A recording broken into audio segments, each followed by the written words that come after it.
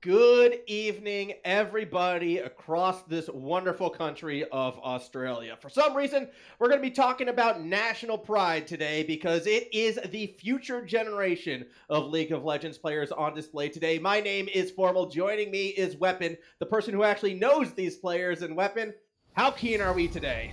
Dude, I'm pretty keen. Of course, we're going to get more of these plat players as they trial to see who makes it into the main MCOM squads. I'm told there's like a few teams on offer, and obviously whoever shines here is going to get a chance to be representing the organization and take advantage of the coaching that the organization does. Of course, MCOM, they've brought up a lot of players throughout the years, and this is the next crop of players who are vying for the chance to be the next.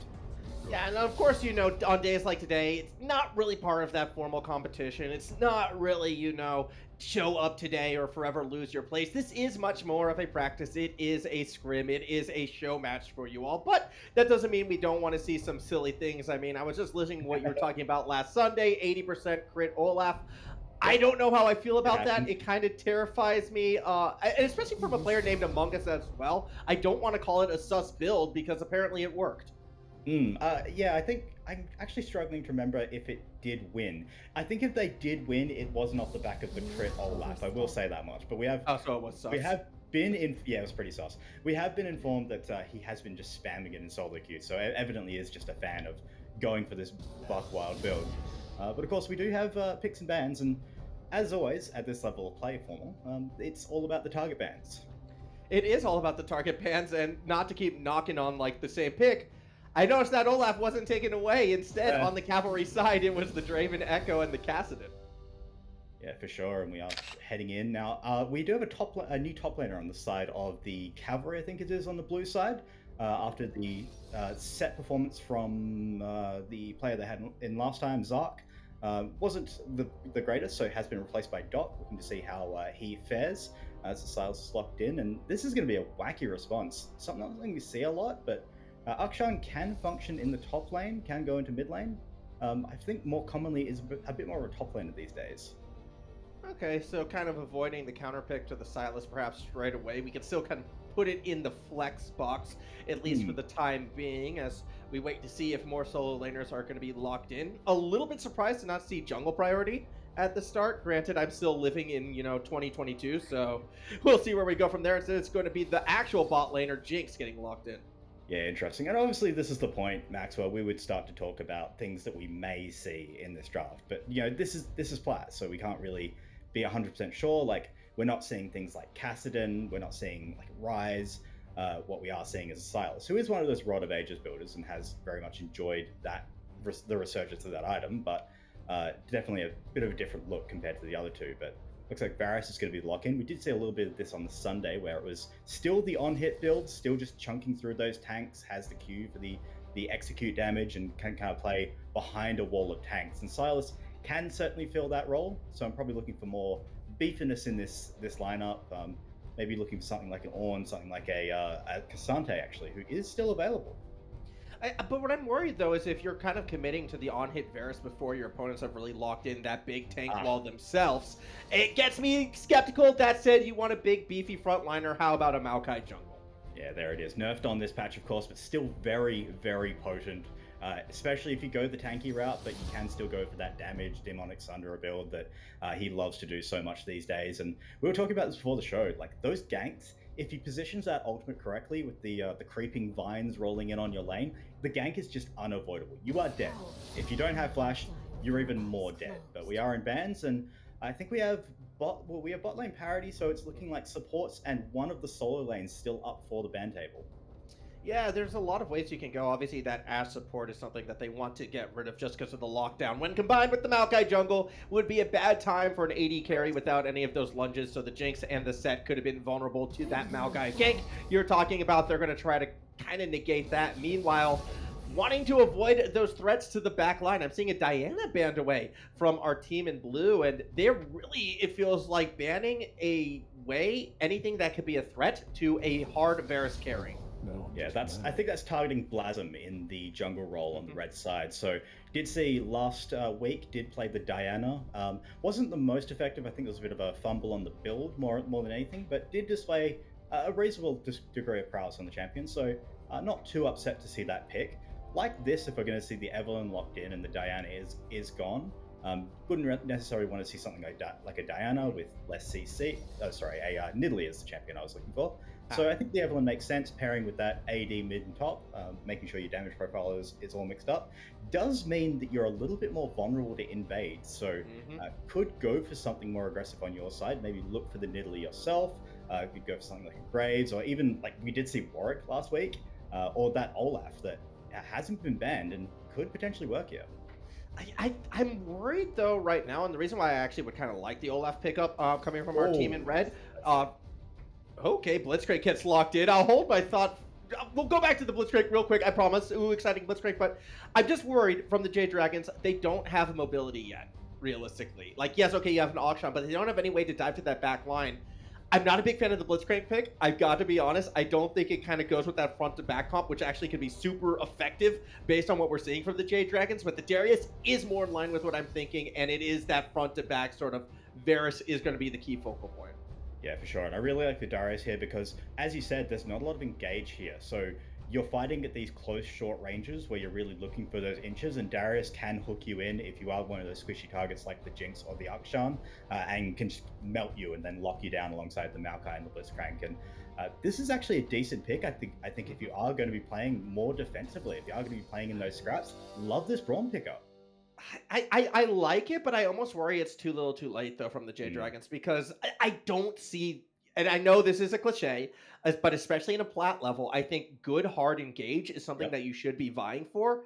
And yes, you could say the Glacial Fissure from Braum can kind of act as that, but realistically, that's it. And I'm not sure you want to be using the Braum as the engage tool, especially against opponents who are going to have the pick potential with the rocket grab out of the Blitzcrank, as well as that front to back team fight. Should we get into the nitty gritty? Yes, you can see there's damage on that Jade Dragon side, but I just don't see how they're going to be initiating any of these fights.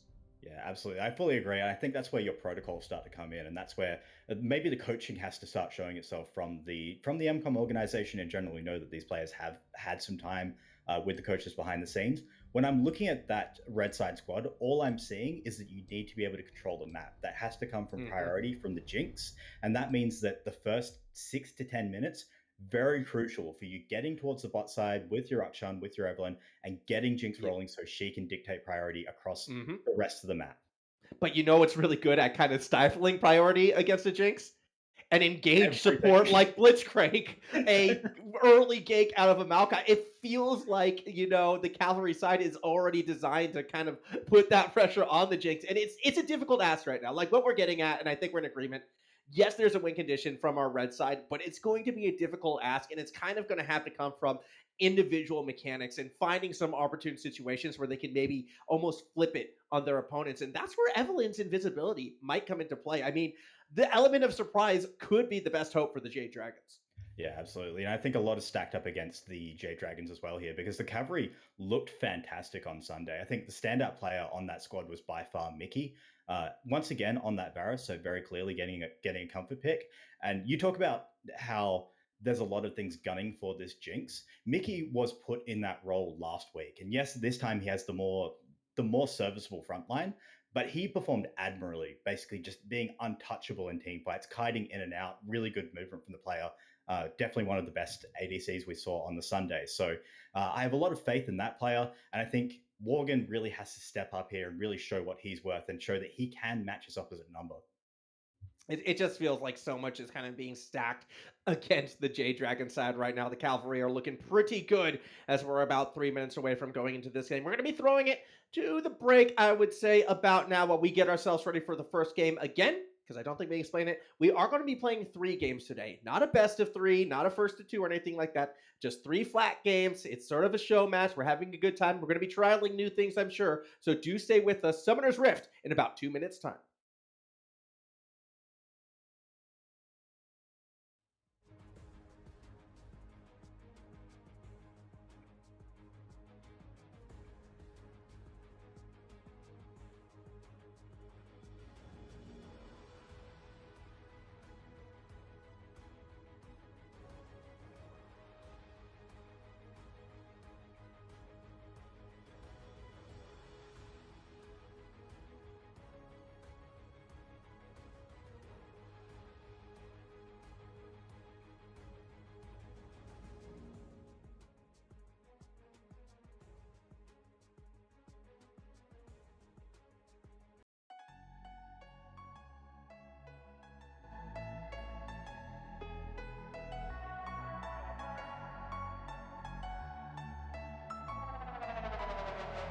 I'm running away from the past I left behind.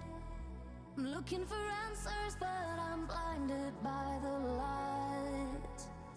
I'm lost in the music and I stay here for the night.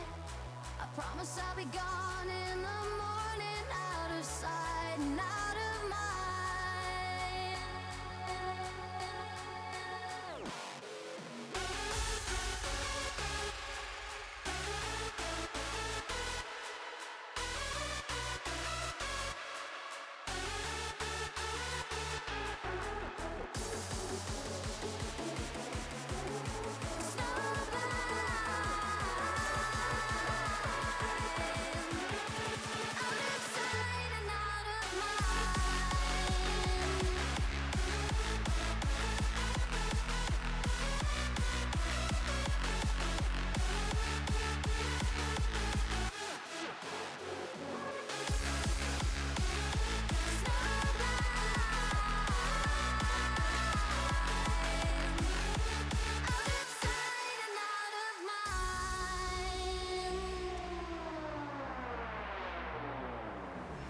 You know when you keep running, but your legs are standing still.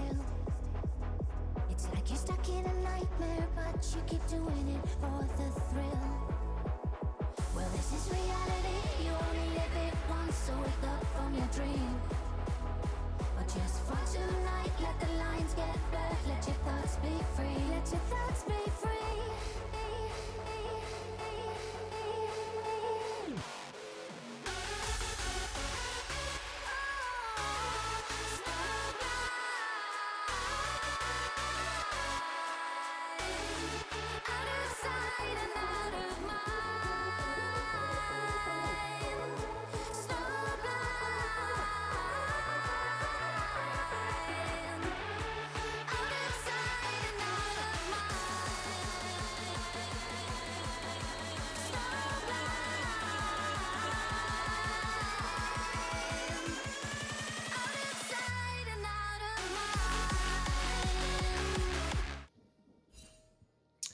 And we are back to Summoner's Rift. Cavalry are in blue, the Jade Dragons are in red, and both teams are on their side of the map. No cheeky in-phase, despite having a Blitzcrank, and I don't know, Weapon, that disappoints me a little bit.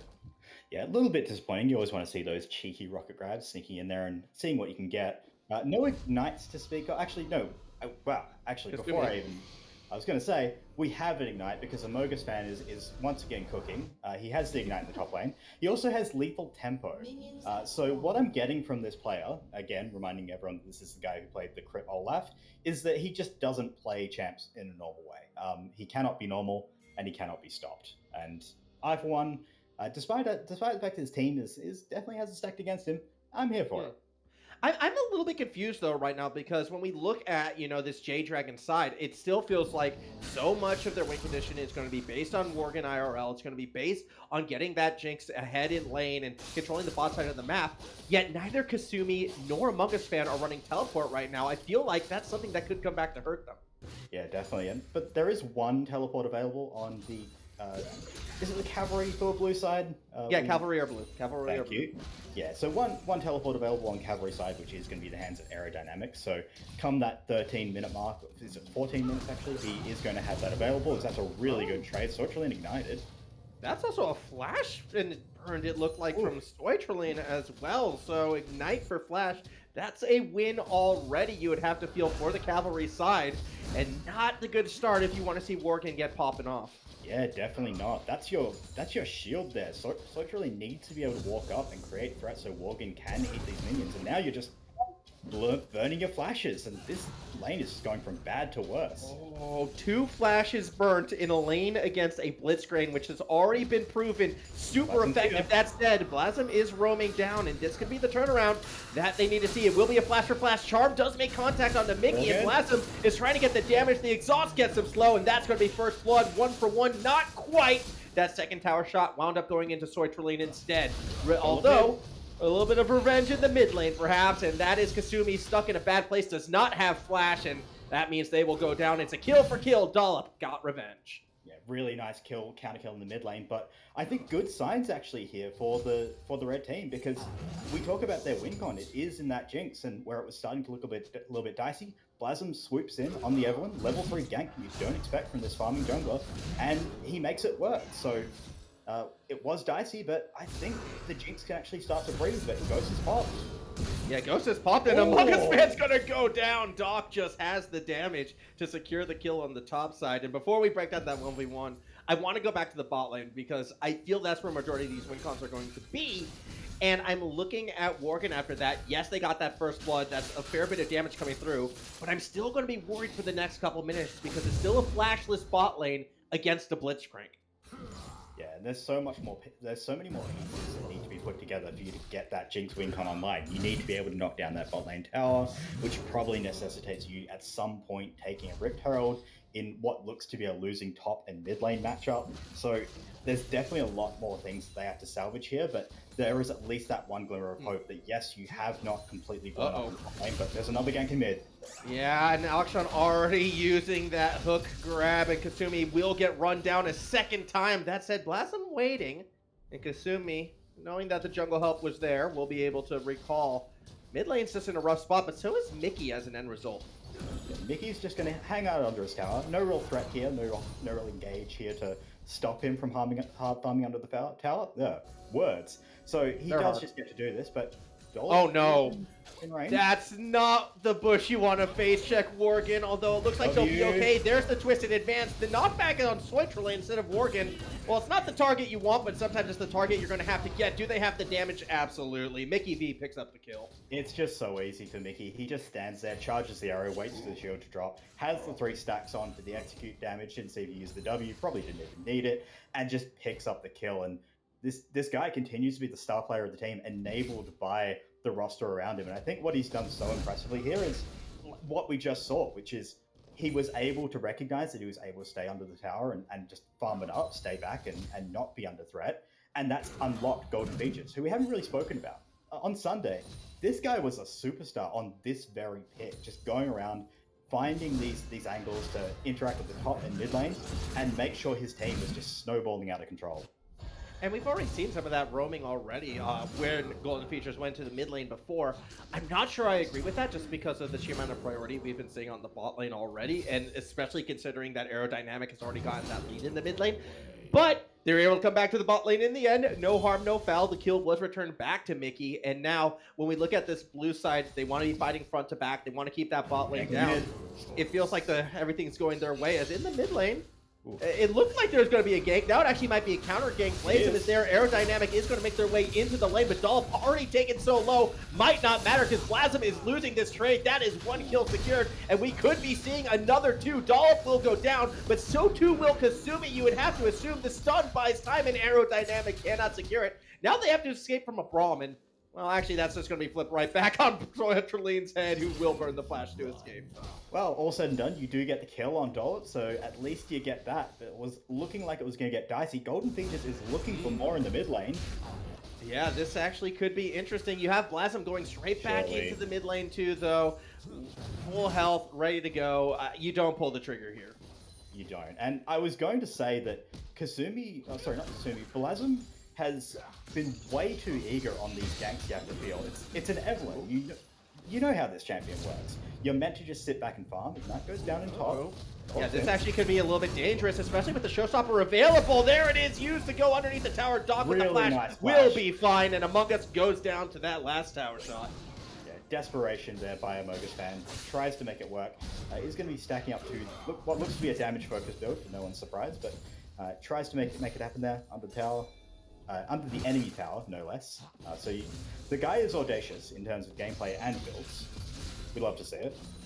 We do. We also love to see invades right now. And this blue buff has been kind of resetting itself over and over again for the past minute or two. Eventually, Blasm gets a little bit of help from Soitrale, and that will scare away the invaders. And it's actually leading to a bit of a fight. Meanwhile, Kasumi in the mid lane is actually going after Aerodynamic. The comeuppance is used, but Arrow is just going to flip it right back around. Arrow gets a big kill in the mid lane.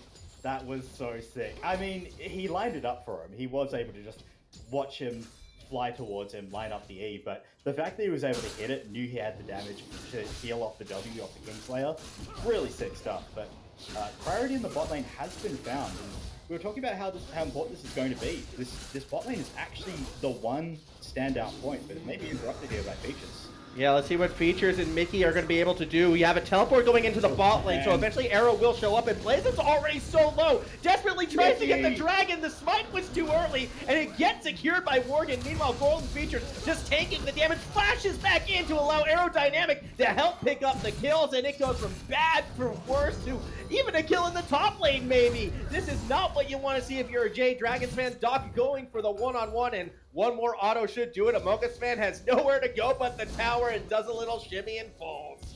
Getting very acquainted with that top tower. Features, oh. Guy is so scary every time you see him on your screen if you're a Jade Dragons fan. Whew. But yeah. No, please. I'm just saying, this is not a good situation, though, for the Jade Dragons, because you thought they had that bot lane priority. The teleport comes through. The fight goes completely against them just by picking up the dragon. It's now a 3k gold lead.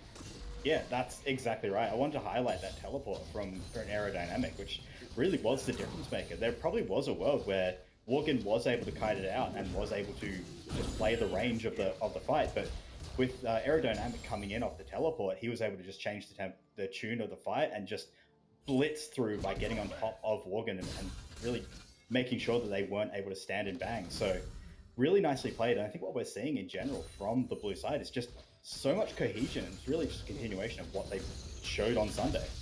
And I want to go back to something that we highlighted at the start. It's the lack of teleports to match on the red side as well, which we did highlight as something that is going to become a problematic area. When they're so reliant on getting the bot side ahead, you really want, whenever Worgen is involved in a fight, for everyone to be there.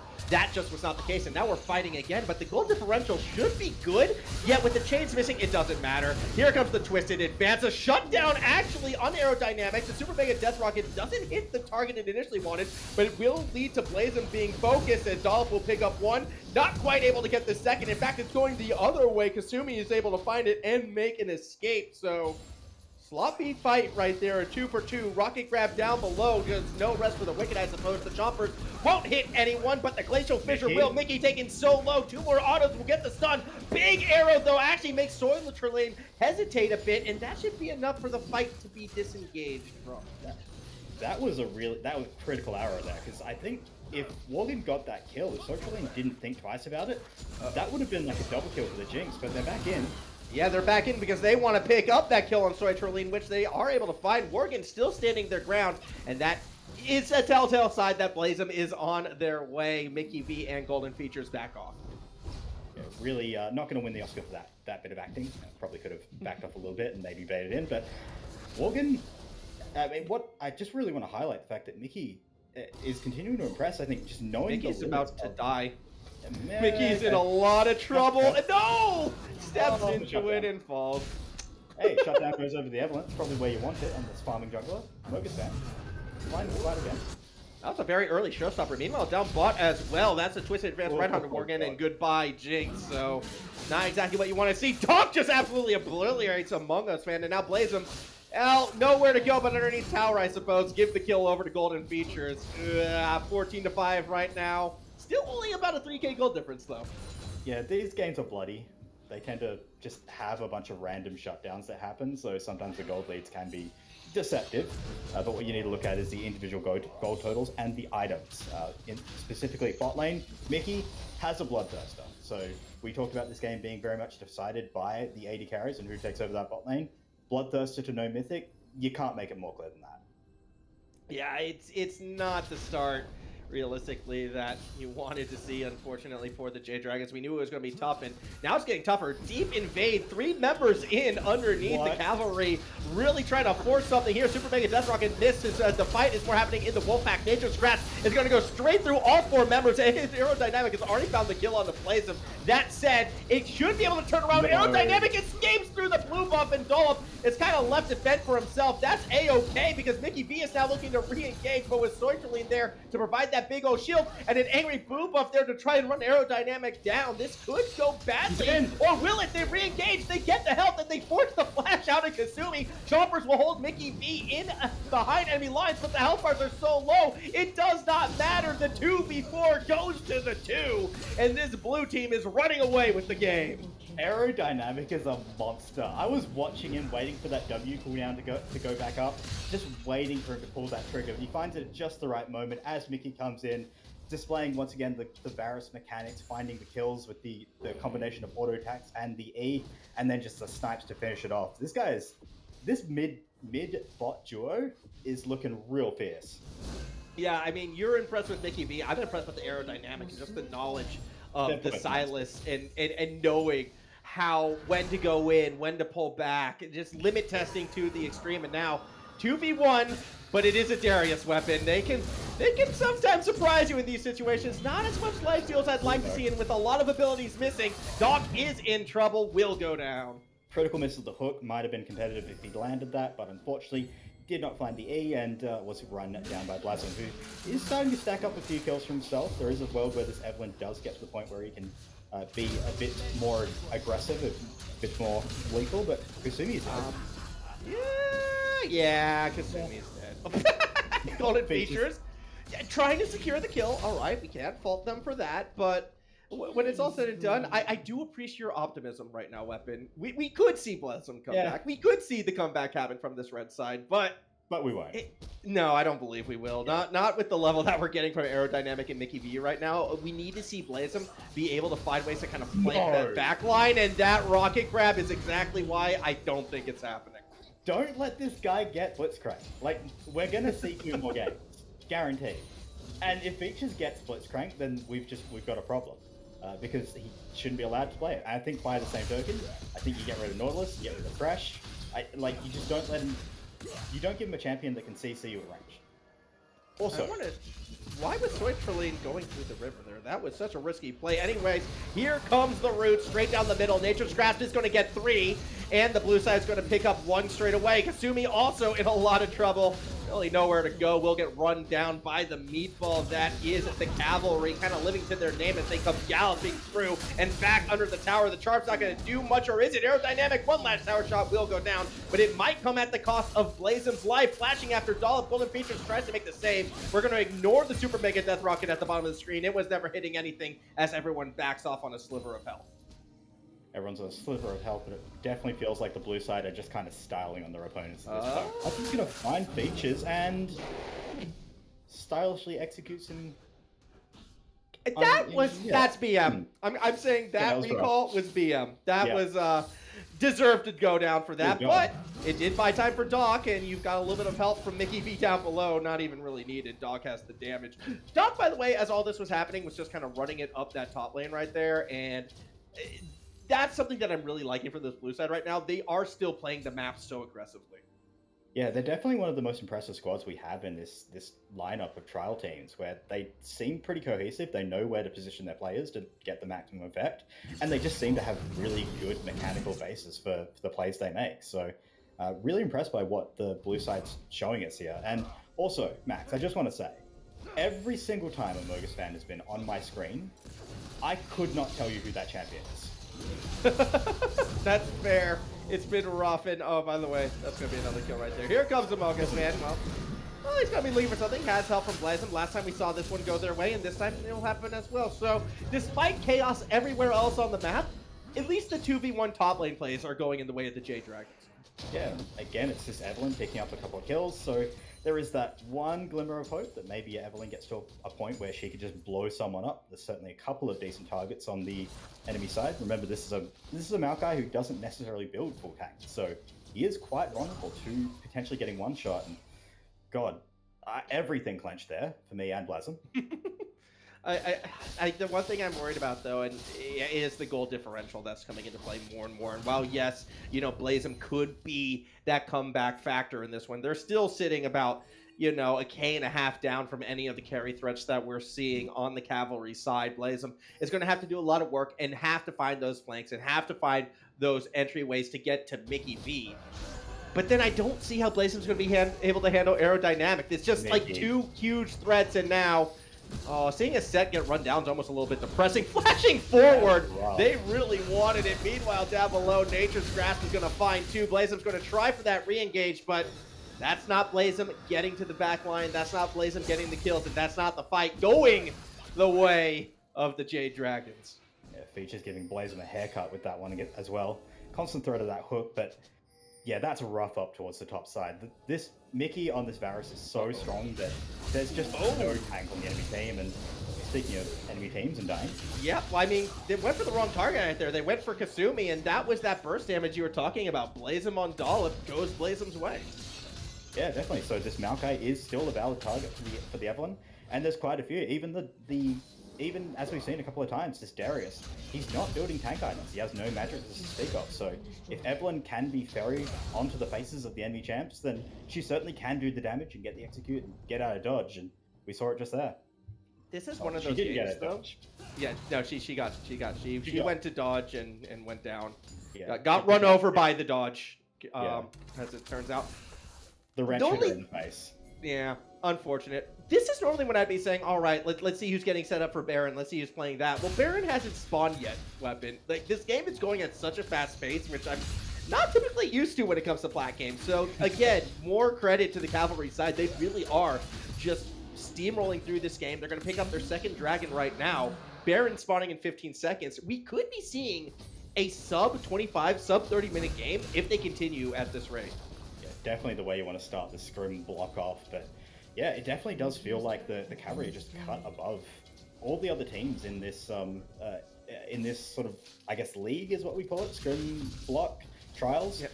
But like they seem to know how to play the map, and we only really saw the one sort of fumble from them, which was on the Sunday where Blasm's on the flank. That's what we want to see. Morgan's going to try and initiate, but keep your eyes on Blasm if they can get into Mickey, who's in the middle of it all, got rooted in place, and down goes the Varus. Kill secured by Morgan at the cost of their life. Huge shutdowns coming through as well. Kasumi actually was the one who got the double kill. Oh, Among Us fan just not really where you want to be. Goodbye. Bonked with the guillotine, and well, now we're re-engaged from Aerodynamic. With one damage knocked down, can they get the other? Yes, they can. Arrow will get eaten by Blasm, and this is how the Jade Dragons come back.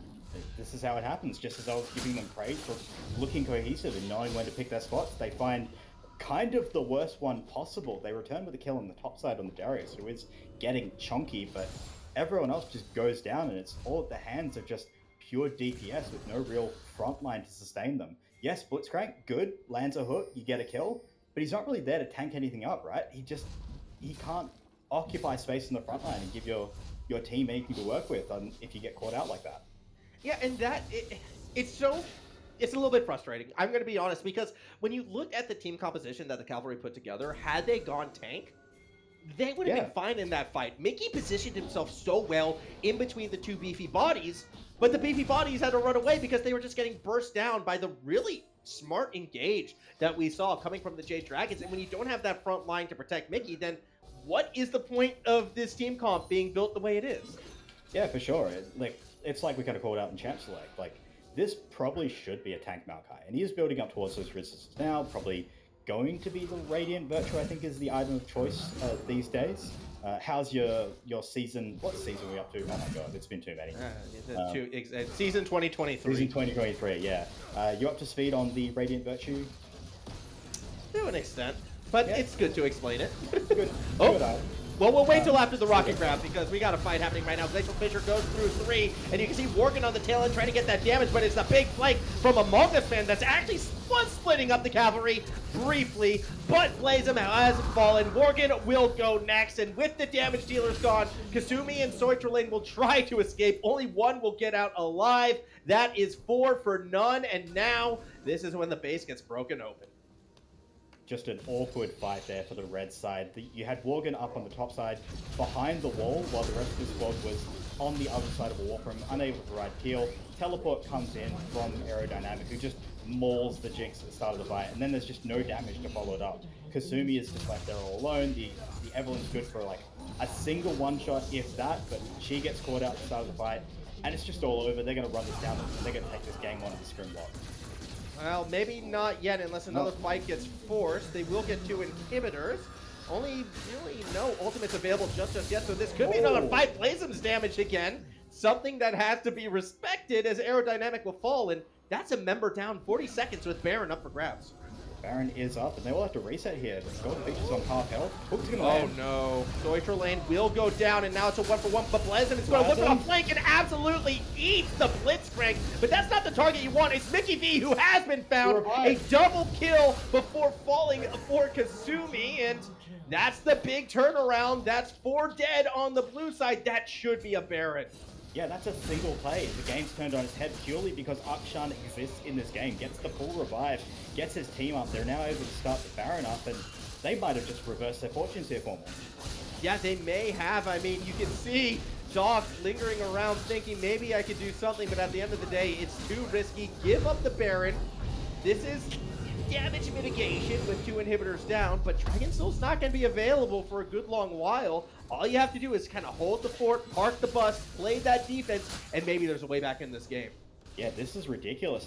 Now these conversations about Evelyn scaling, about Jinx scaling, even to an extent the Akshan with being a crit builder, it actually starts to be a bit more relevant. The Jinx especially, she is going to get to a point where she's able to do more consistent damage at a longer range than the Varus could ever hope to do, and Evelyn will basically be able to one-shot any target she finds and potentially be able to survive more with more stats just from the levels she's going to get. So potentially a way back in this game, but really nicely played. Back to it is the blue side. They're just straight to that dragon. A single fight lost, they don't lose any momentum. They can go straight to the objective that's up and available.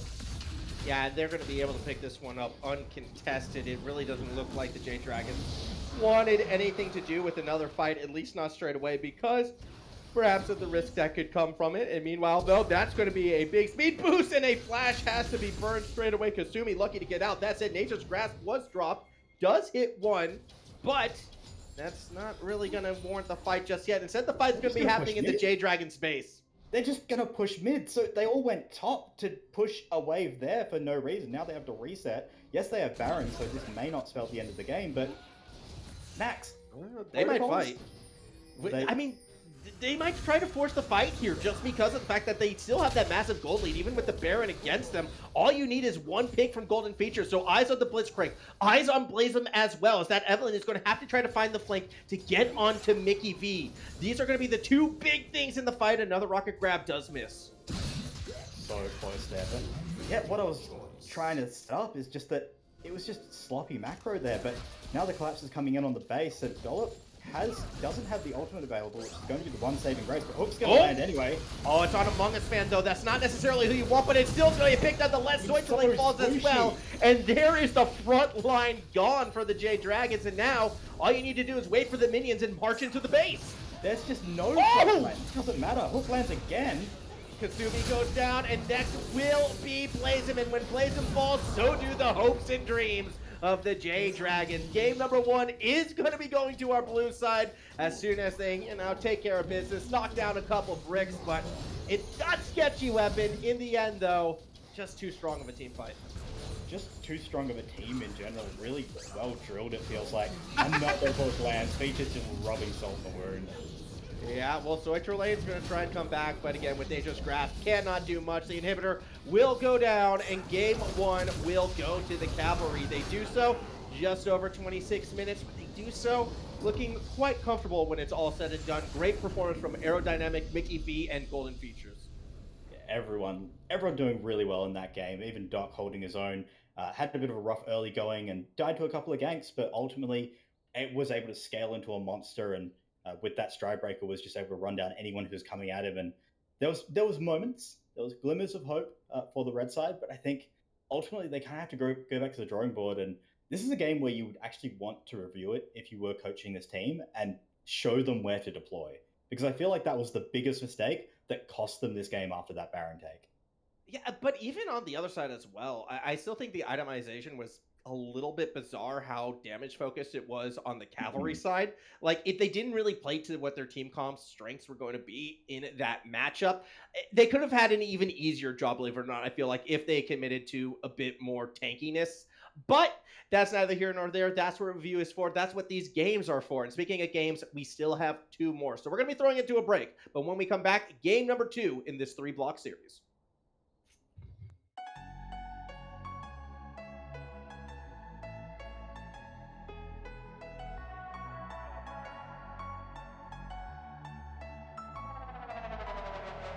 I'm running away from the past I left behind.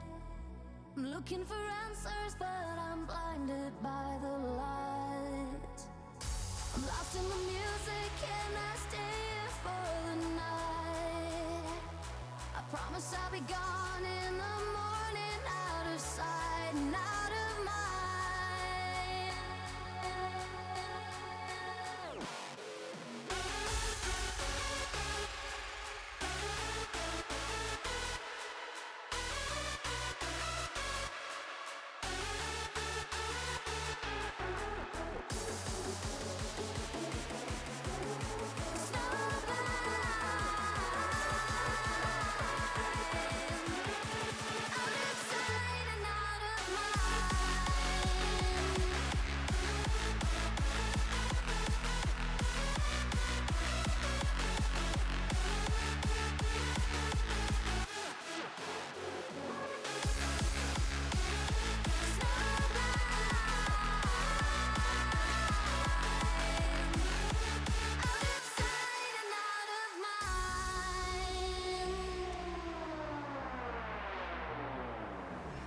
You know when you keep running, but your legs are standing still. It's like you're stuck in a nightmare, but you keep doing it for the thrill.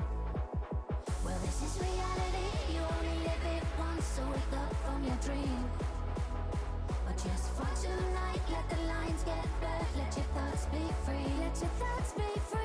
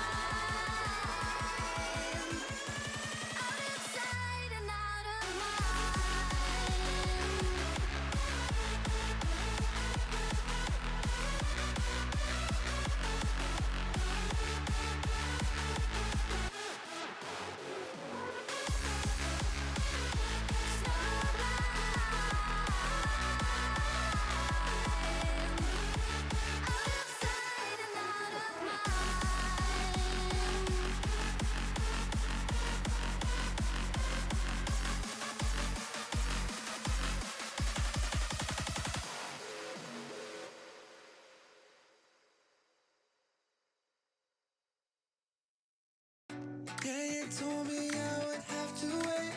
After all these conversations would result in nothing. Wish my friends and I could celebrate, but these plans keep falling through because there's always something. Say that you want me when I'm in the room.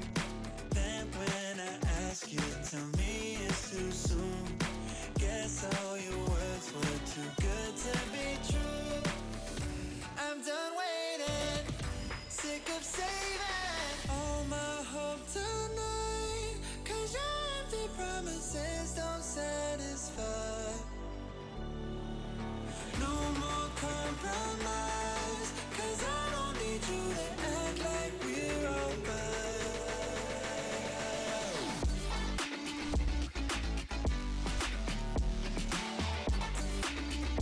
Act like we're alright.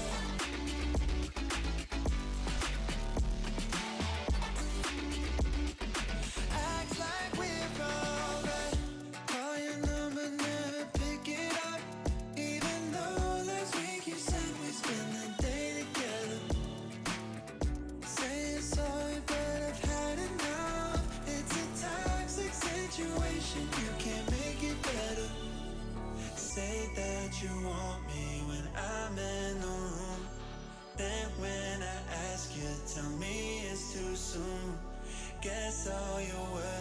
too good to be true. I'm done waiting, sick of saving all my hope tonight, 'cause your empty promises don't satisfy.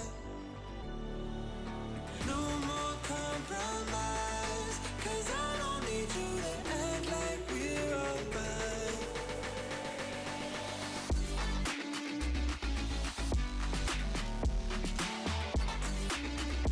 Act like we're alright.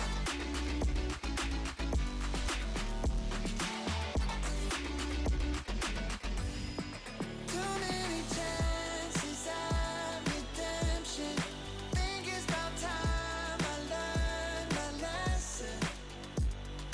No more compromise, 'cause your empty promises don't satisfy.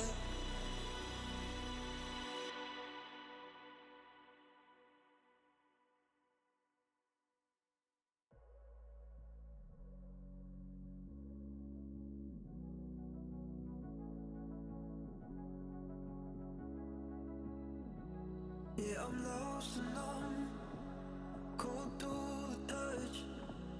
I pretend like I don't remember your name. Every masterpiece turns to blasphemy. When I close my eyes, yeah, I still see your face.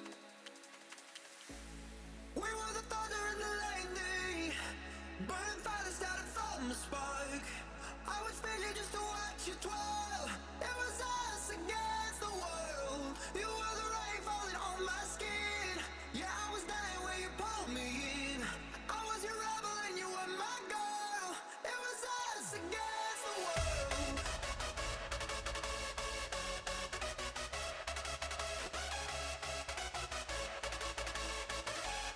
It was us against the world.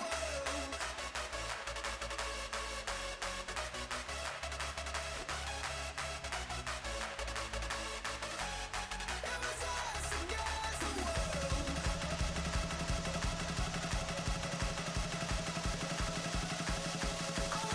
and you were And we are back. Game one in the books, and Weapon, it was one-sided. Let's be real. It was a dominant show of force. That blue side, the Cavalry, they ran right over the hopes and dreams of the Dragons, but now we're switching the sides. It's going to be the blue side for the Jade Dragons, the red side for the Cavalry, and hopefully that means Blitzcrank gets banned. Hopefully, yeah. I think you have to ban Blitzcrank. I really just want to see, or maybe they pick the Blitzcrank themselves. We were talking about this before we went live. We really just want to see the J Dragons just have something that can go. Even if a Mogus fan, like we know the guy wants to build damage, play a full AP Malphite. It still does its job. You get to kill people. Like, just do that. And there's plenty good go button champs as well, but yeah, that would probably be the best one for the top side. I would also wouldn't mind seeing, you know, if we're gonna go down the route of just play simple champs, hey, maybe an Annie mid lane. Shout out to LS, but well, we'll see where we go from there. I don't really think Annie is meta, but I don't care. I don't care. Yeah, I mean we're in Plat. You can play whatever. It's fine. Like we can't even talk about draft. Yeah, we can't talk about draft because who knows what we're about to see. Apparently the band that we're going to see is a Draven, and that seems weird against everything we've seen Walker and Arrow play, because I think he only plays Jinx so far. Yeah, well, that's because the Draven was banned away last time as well, so it could be a situation where the Draven is just permanently banned against Worgen, so strong that we'll never get to see it in play. Darius, though, was identified as a threat after the first game, so that's going to be taken away from Doc. So too will the Silas be banned out, but actually by the side with aerodynamics. So we're definitely going to be seeing a different team comp from our Cavalry side. That is for certain, but I don't know. It's still not really the targeted bans I was expecting, and there it is. Yeah, there's the Blitzcrank, has to be taken off the table. Remains to be seen what the final ban on the red side is, but I'm cooking things up in my brain here based on things that we have seen in these Plat games, and I think Hecarim, like secure Hecarim here. Oh, Cassante, not something we've seen yet, but definitely the strongest top laner on this patch, and a Mox fan, if he wants to play something a little bit more standard, then I think this is just the pick every time. Yeah, and this is one of those picks that we were hoping to see from Amogus fan, get something a bit more conventional, a bit more beefy, and actually with a little bit more of engage as well. So, good start coming from the side in blue. Response, though, from the Cavalry. They can go a lot of places. I think the Hecarim would make sense, especially when you kind of name your team after a champion like Hecarim, but instead, it's going to be the Belveth, and I'm not going to complain about that. Yeah, definitely love to see the Belveth. Something that's fallen off a little bit. We don't see it as much in the competitive meta. I don't think we've seen it at all, but it certainly works if you are looking to play something that's a bit more static and sort of play around a carry. And we know that Mickey V loves to step up to the plate and be that DPS carry, and does have his Varus available. So if you're looking for that bot support rotation here, then the Varus is definitely available, and maybe you look for something that's going to match it. I think Caitlyn, still on the table, is probably the next best AD carry at the moment. She's certainly risen in priority as something that can match the Varus in the laning phase, and then put out about the same amount of DPS from about the same safe range. But they're going the complete opposite direction. That feels like a very aggressive pick right now. The Lucian being hovered, but it was a bait weapon. Instead, we're going to see the Lulu get locked in, and that's also an opposite direction, dare I say, of the Lucian as well. Yeah, does Morgan play Zeri is going to be the question. Lulu Zeri still pretty much intact after the last patch. Of course, the Lucian Nami was kind of shot in the face several times by the patch team, so I think that's the remaining power duo that's up and available. Of course, Zeri's a bit I like this. I like the Triss a lot better than the Zeri. No offense to Worgen, but from what we saw in that first game, and for a champion like Zeri where your positioning has to be perfect at all times, I didn't see that in game number 1. Yeah, and I think Tristana is actually just like, I talk about this a lot on air. You know, I have that list of champions that's like, if you want to learn or role play this champion, Tristana is that for the AD carry role, because she's strong early, she's strong late, she scales like a monster, and she just has so many options with the way she wants to play the game, with that rocket jump, with the mobility. So Final Lock is going to be that set. So that's on the other side now. So Doc's going to show his chops on the set. Yeah, exciting to see. And one last point on the Tristana as well. I 100% agree with you. Tristana is the training wheel champion of the bot lane because, yeah, different ways to build, different ways to play, and it encourages tower pushing as well. It encourages accelerating the game, which is something you should always be looking to do. It's the perfect base AD carry, and I like going back to basics on this Jade Dragon side because that's exactly what they need to do. They got too fancy with it in the first game. They're going back to things that we know that works, and as we wait to see what their last couple lock-ins are going to be, obviously it's going to be the jungle and the mid laner on that side. If they can continue to keep things basic, I think we're going to get a much more competitive game. Definitely. And what I'm actually starting to see a little bit on that Jade Dragon side is potentially a bit of a dive comp. Now, the Diana has been taken away. I was going to say that would be a decent part of that comp. Still could go the Evelyn, certainly something which can make dives happen. But I do kind of keep going back to that Hecarim, or one of those tankier options that can get in there alongside the Tristana. They have the Cassante. Yeah. I agree, and I think something to just also be another sort of engaging force as well would be super handy as well for them. Like, that's what we're going to be looking for. Thresh is going to get banned away, so just more of the pick and the hook supports, just taking out 3 supports banned away. Yeah, the other option would be something like the Sejuani if you want to go for especially a melee champion in the mid lane. We do know that things like the Sejuani Aurelia have been picking up. Of course, a little bit higher skill cap, but if you're confident on that champion, then you can make it work.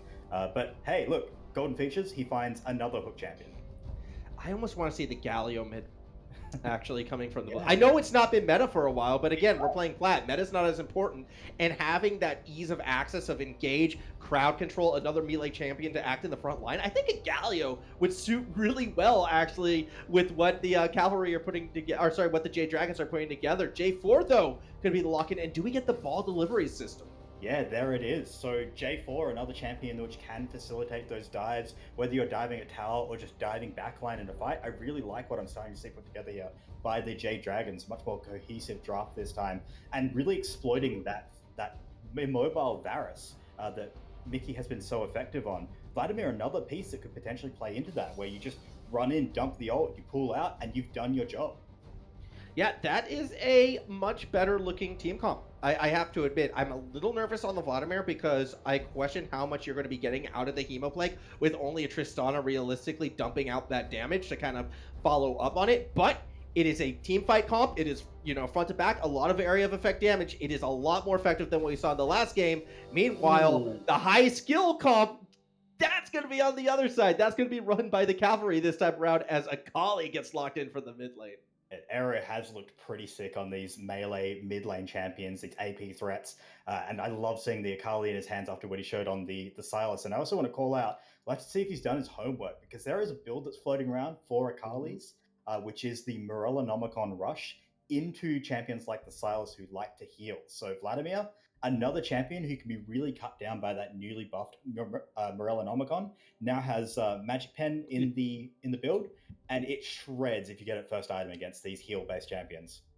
Well, MCOM, they pride themselves on their coaching. They pride themselves on being a place of learning. We are going to see how much studying got done. How much did these two teams learn about each other in the past? I'm excited to see how it's going to play out. I'm sure everyone is as well, but we're going to throw it to a little bit of a longer break this time. We're going to go to it now, and I know, Weapon, you probably have a lot to talk about, but we'll do it in game.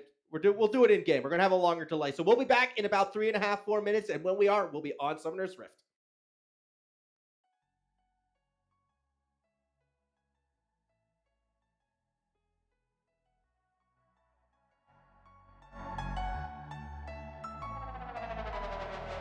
I'm running away from the past I left behind. I'm looking for answers, but I'm blinded by the light. I'm lost in the music and I stay here for the night.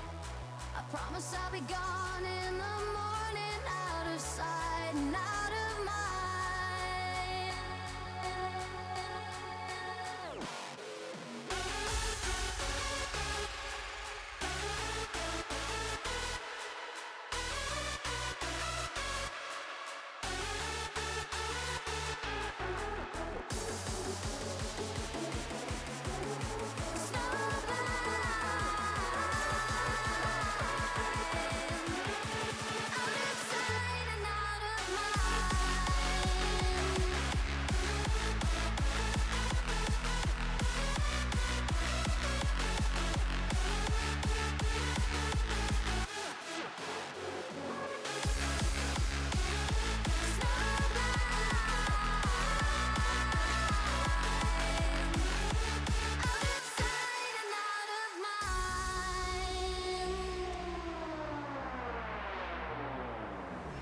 You know when you keep running, but your legs are standing still. It's like you're stuck in a nightmare, but you keep doing it for the thrill. Well, this is reality, you only live it once, so wake up from your dream. But just for tonight, let the lines get blurred, let your thoughts be free, let your thoughts be free.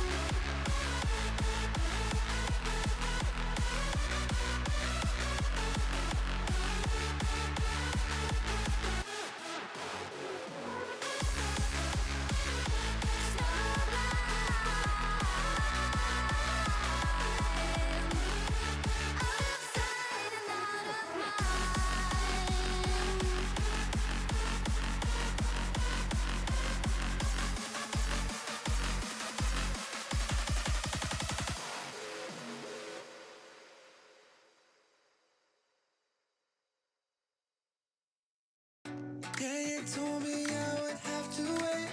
After all these conversations would result in nothing. Wish my friends and I could celebrate, but these plans keep falling through because there's always something. Say that you want me when I'm in the room. Then when I ask you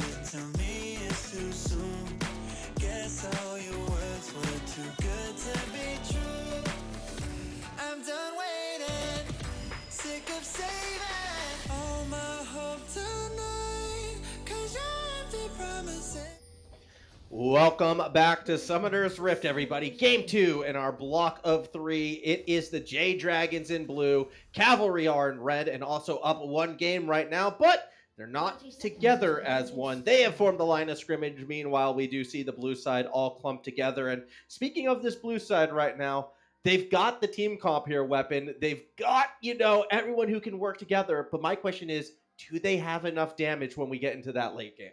Yeah, do they have enough damage, and do they have enough cohesion as a team? The composition definitely looks a lot better this time. It has very simple go buttons in the Cassante, in Blazem on the J4, he's able to land that flag and drag into a Cataclysm on a very immobile carry in the Varus. So the key to success is very clear, it's right there.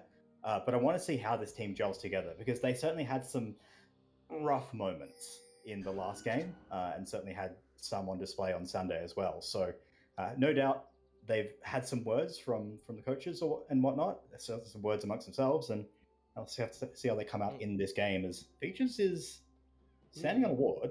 Yeah, I don't think they're aware the ward is there. Soitraline just kind of playing patiently. Meanwhile, talking real quick about this red side as well, speaking of go buttons, all the real go buttons are coming from the bot side this time around. You have obviously the hooks from one in Soitraline. That was not the move I was expecting. He don't miss, though. Give him credit for that much, but a little bit of a tussle between the two supports. But you are right. Yeah, this time it is going to be very much on the back of the pike. The set does have some agency to engage, so maybe if he can get on the flanks this time, Doc is going to be able to affect those fights. But very much relying, I think, on the pike, on Varus to create that space. It feels like it's a much more compact team comp from the red side this time, where they're looking to brawl these fights out, and really grind the damage through with the Varus protecting him front to back. And I think what we're seeing from the Cavalry is a team comp that's really reflective of how the first game played out, where there was a lot of these brawly fights and a lot of sort of 2v2s and 3v3s through the first 20 minutes of it all. And you have to be honest, when you look at this team composition, with the exception of maybe Dollop, who will get stronger as the game progresses, everyone else, they're kind of set to fight before that 20-minute mark. They kind of want those brawls. They want to get down and dirty. Yeah, definitely. I mean, Varus executes very strong at basically every stage of the game. Pike only gets stronger once he gets 6, but he's basically ready to go with the scaling on his auto attacks and just with the AP scaling from health. But Belbeth is towards the bot side, and they're playing very close to that rush.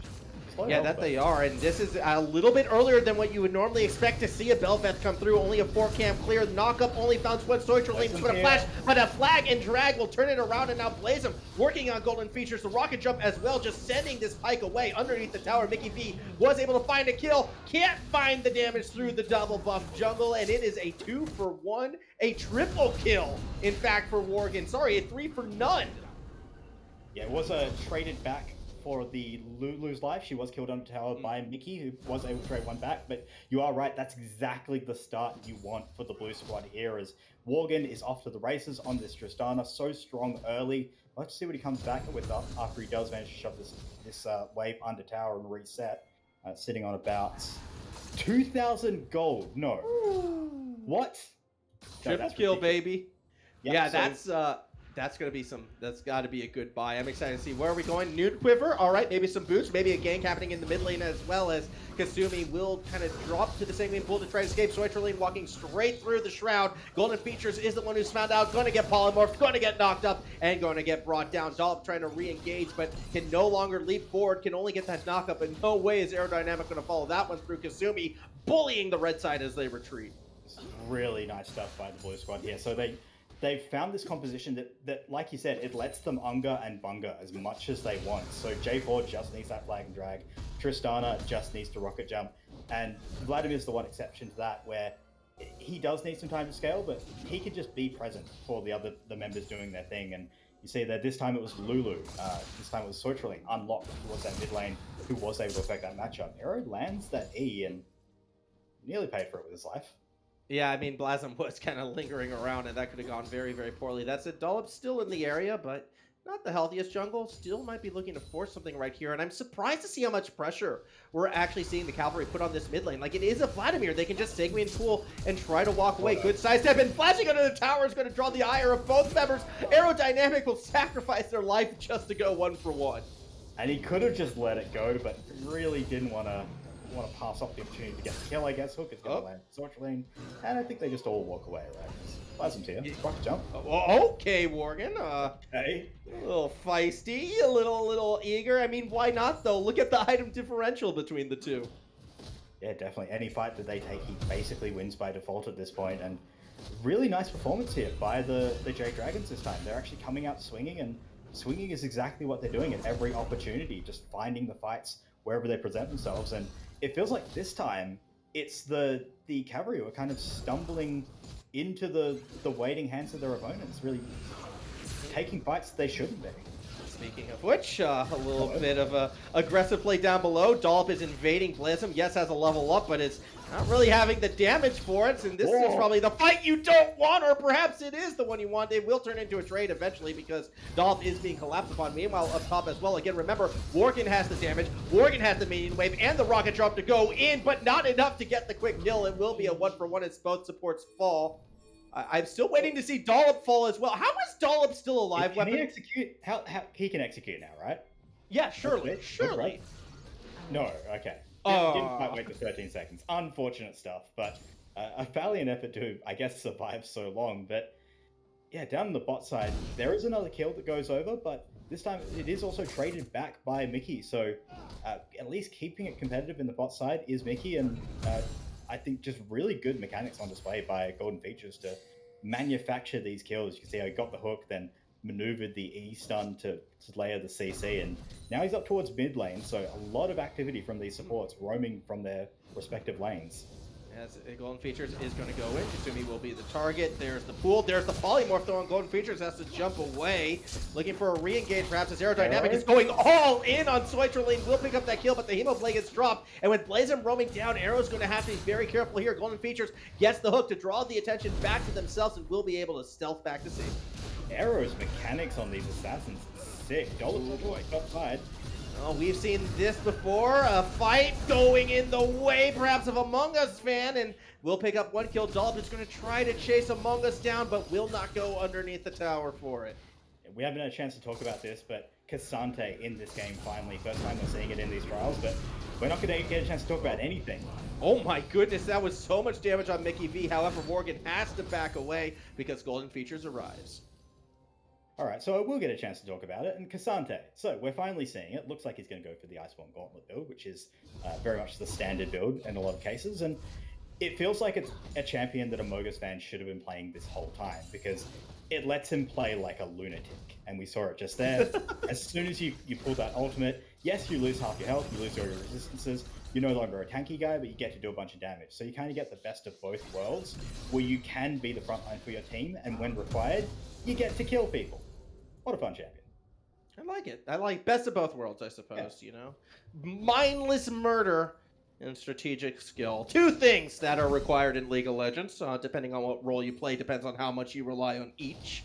As we do see Dragon being looked at right now by the red side. They had a little peek. It was warded, and pings coming down. I'm surprised we haven't seen any team make a move yet for the Mountain Drake. Not the most attractive objective in these early goings. Looks like a lot of the action has really been just around collapsing in mid and bot and just forcing fights with pike hooks and responding in kind. So it is surprising we haven't seen a move towards that Drake. I actually expect we'll get there eventually, but for the moment, I think they're just happy to scrap it out. This Arrow has no fear. Arrows had no fear this entire game. I think we saw that with the Flash for Flash a bit earlier as well.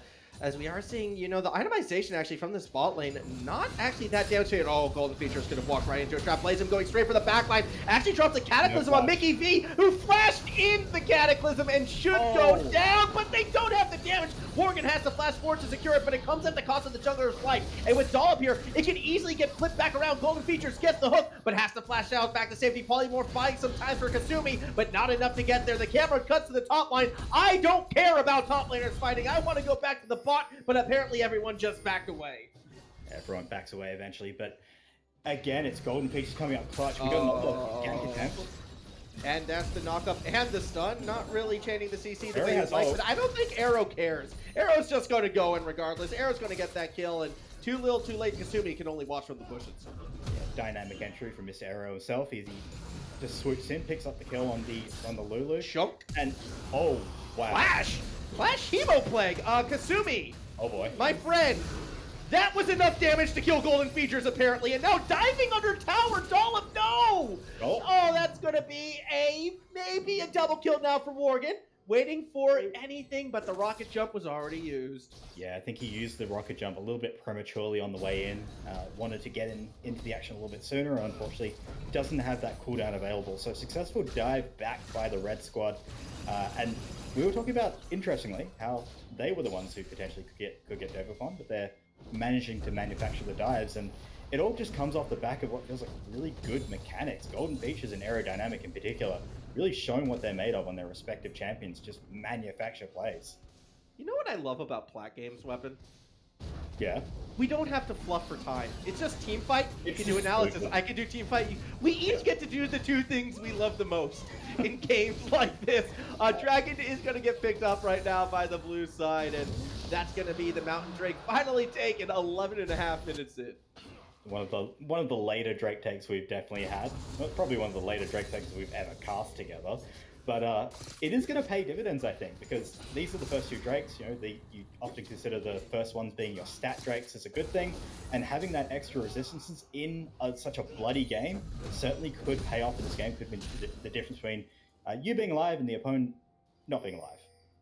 Yeah, and we'll see, you know, how that happens, especially with how scrappy things have been, I imagine.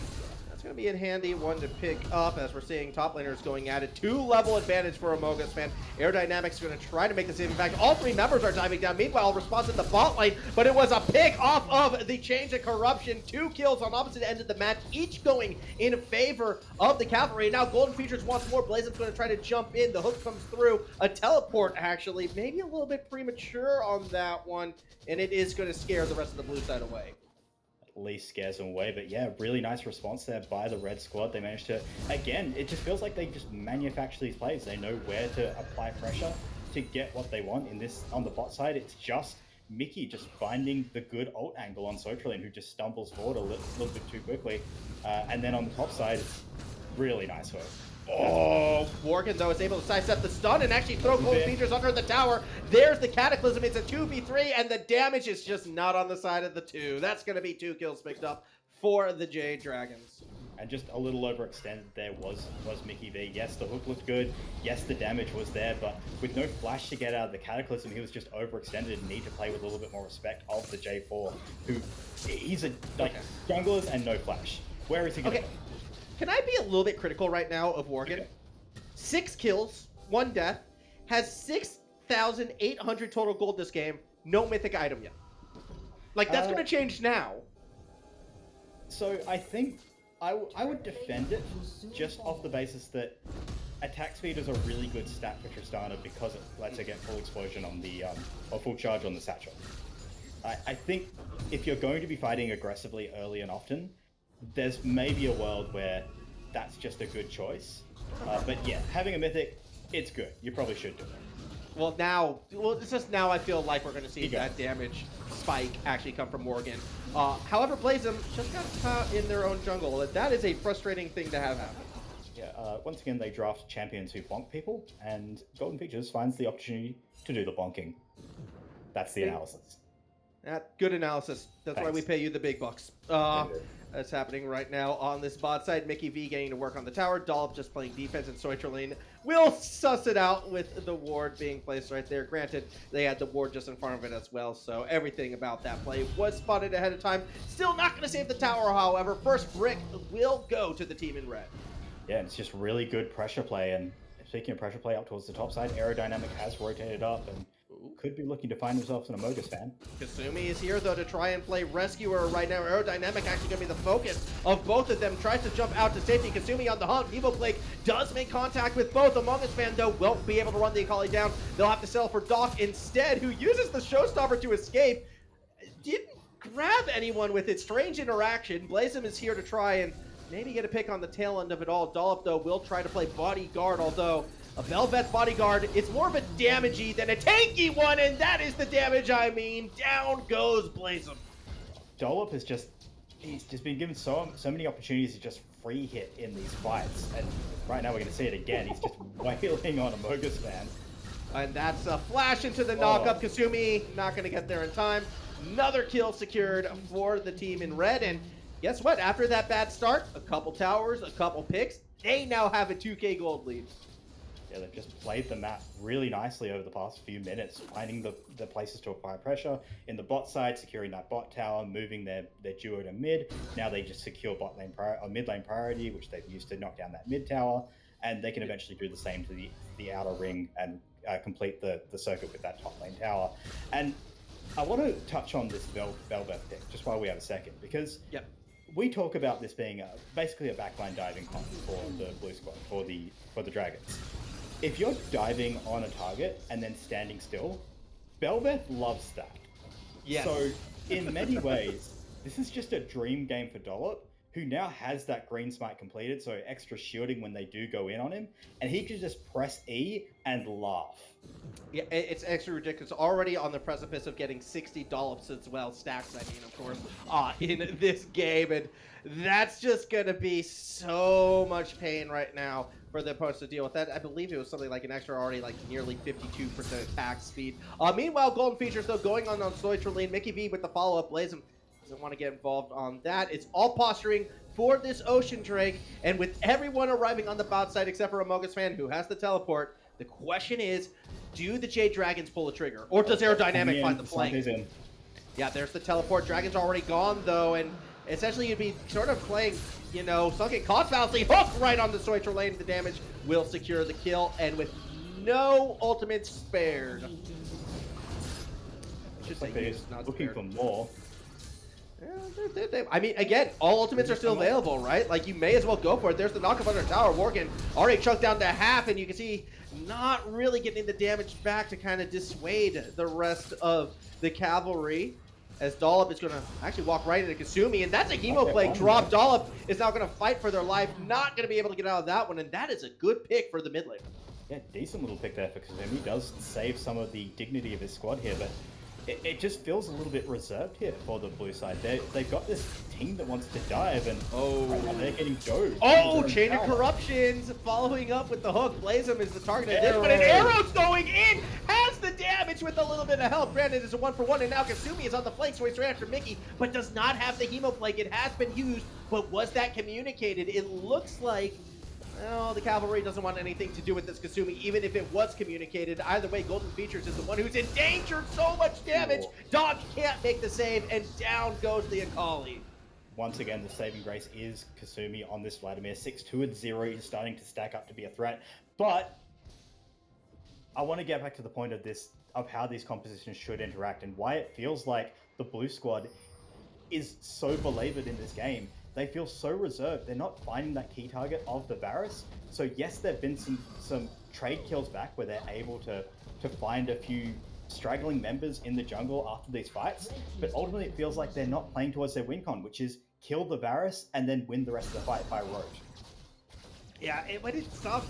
Again, Mickey V, the positioning for the second game in a row has been so strong. It's tough to find this Varus and mix the fights. It's tough to find the avenues where you can kind of sit on the Varus and not just get absolutely shredded by Dollop, or have your own back line get dove on in return by Aerodynamic. You have to give credit to the Cavalry for making these fights as difficult as possible. Scuttle Crab up for grabs.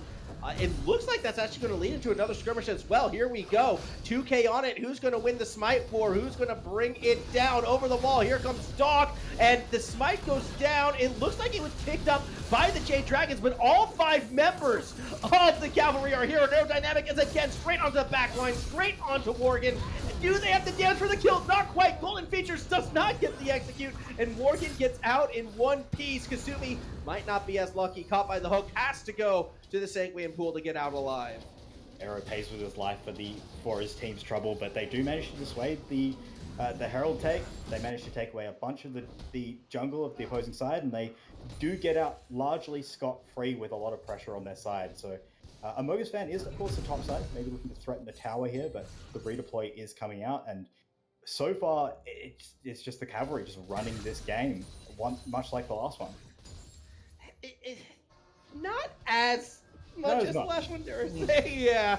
I mean, look, Morgan stepped up this game. Definitely has been using the Drasana to good efficiency, and Bravo. I like the capitalization on when members of the Cavalry get over aggressive. Down goes Dollop. A little bit awkward because that's going to mean bot side prio going away, but with all the wardage on the top side, I still don't see an easy Baron take.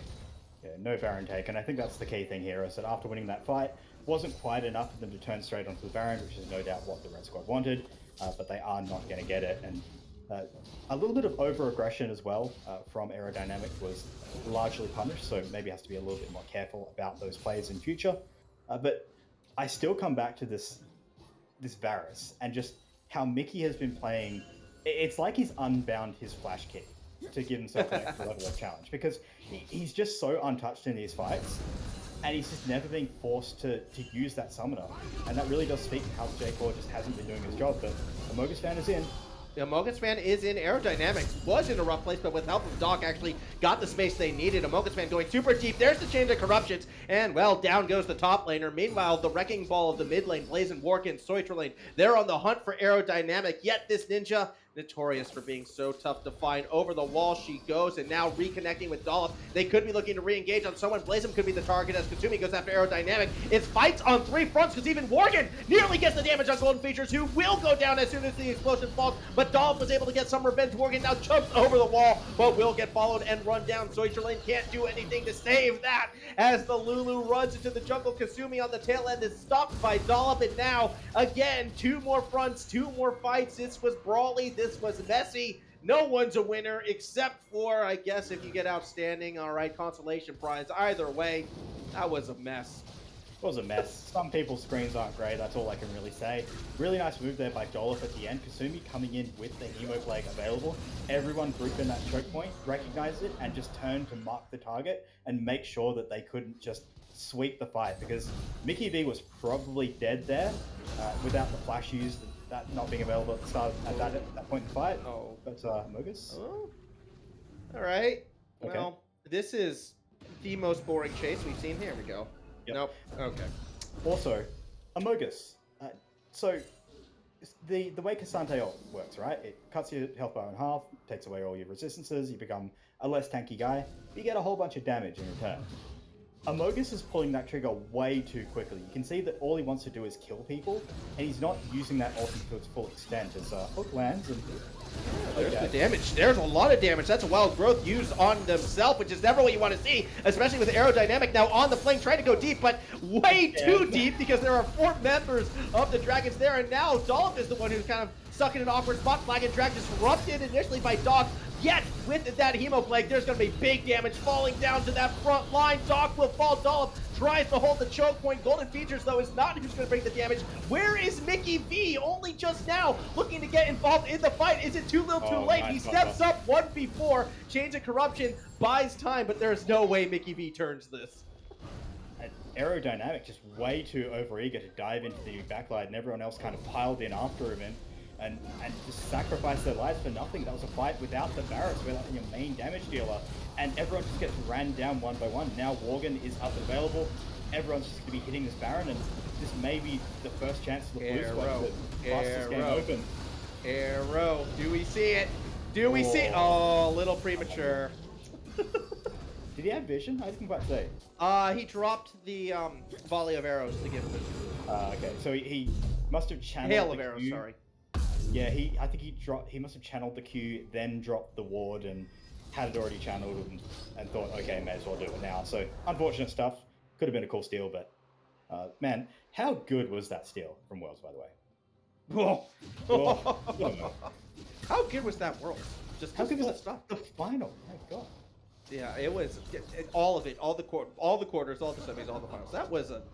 It was nice to finally get a Worlds where every single best of series was actually like pretty lit. I mean, I only remember the finals, but I only remember the finals clearly. But yeah, I definitely need to rewatch the other ones. But hey, we have Plat OCE Worlds happening in front of us. Is this Plaid OCE scrims? I'm gonna be real here. This is not the same level. I mean, clearly I'm joking, but Yeah, no, I don't know. That seems pretty serious to me. Like, definitely serious. I respect pride in the region. All right, that's how I see it. Okay. This is better than Worlds. As Dollop gets a knock up onto Worgen, and that hook misses as well.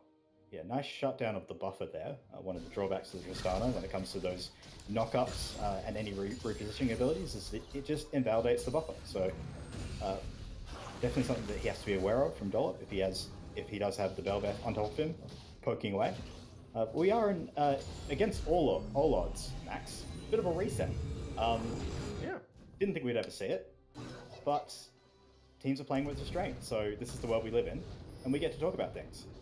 Yeah, I'm surprised actually. It's been a hot, few minutes since we've seen restraint, going all the way back to the first game when there was none the entire way through, and it surprises me because this has been the most back and forth game of the two.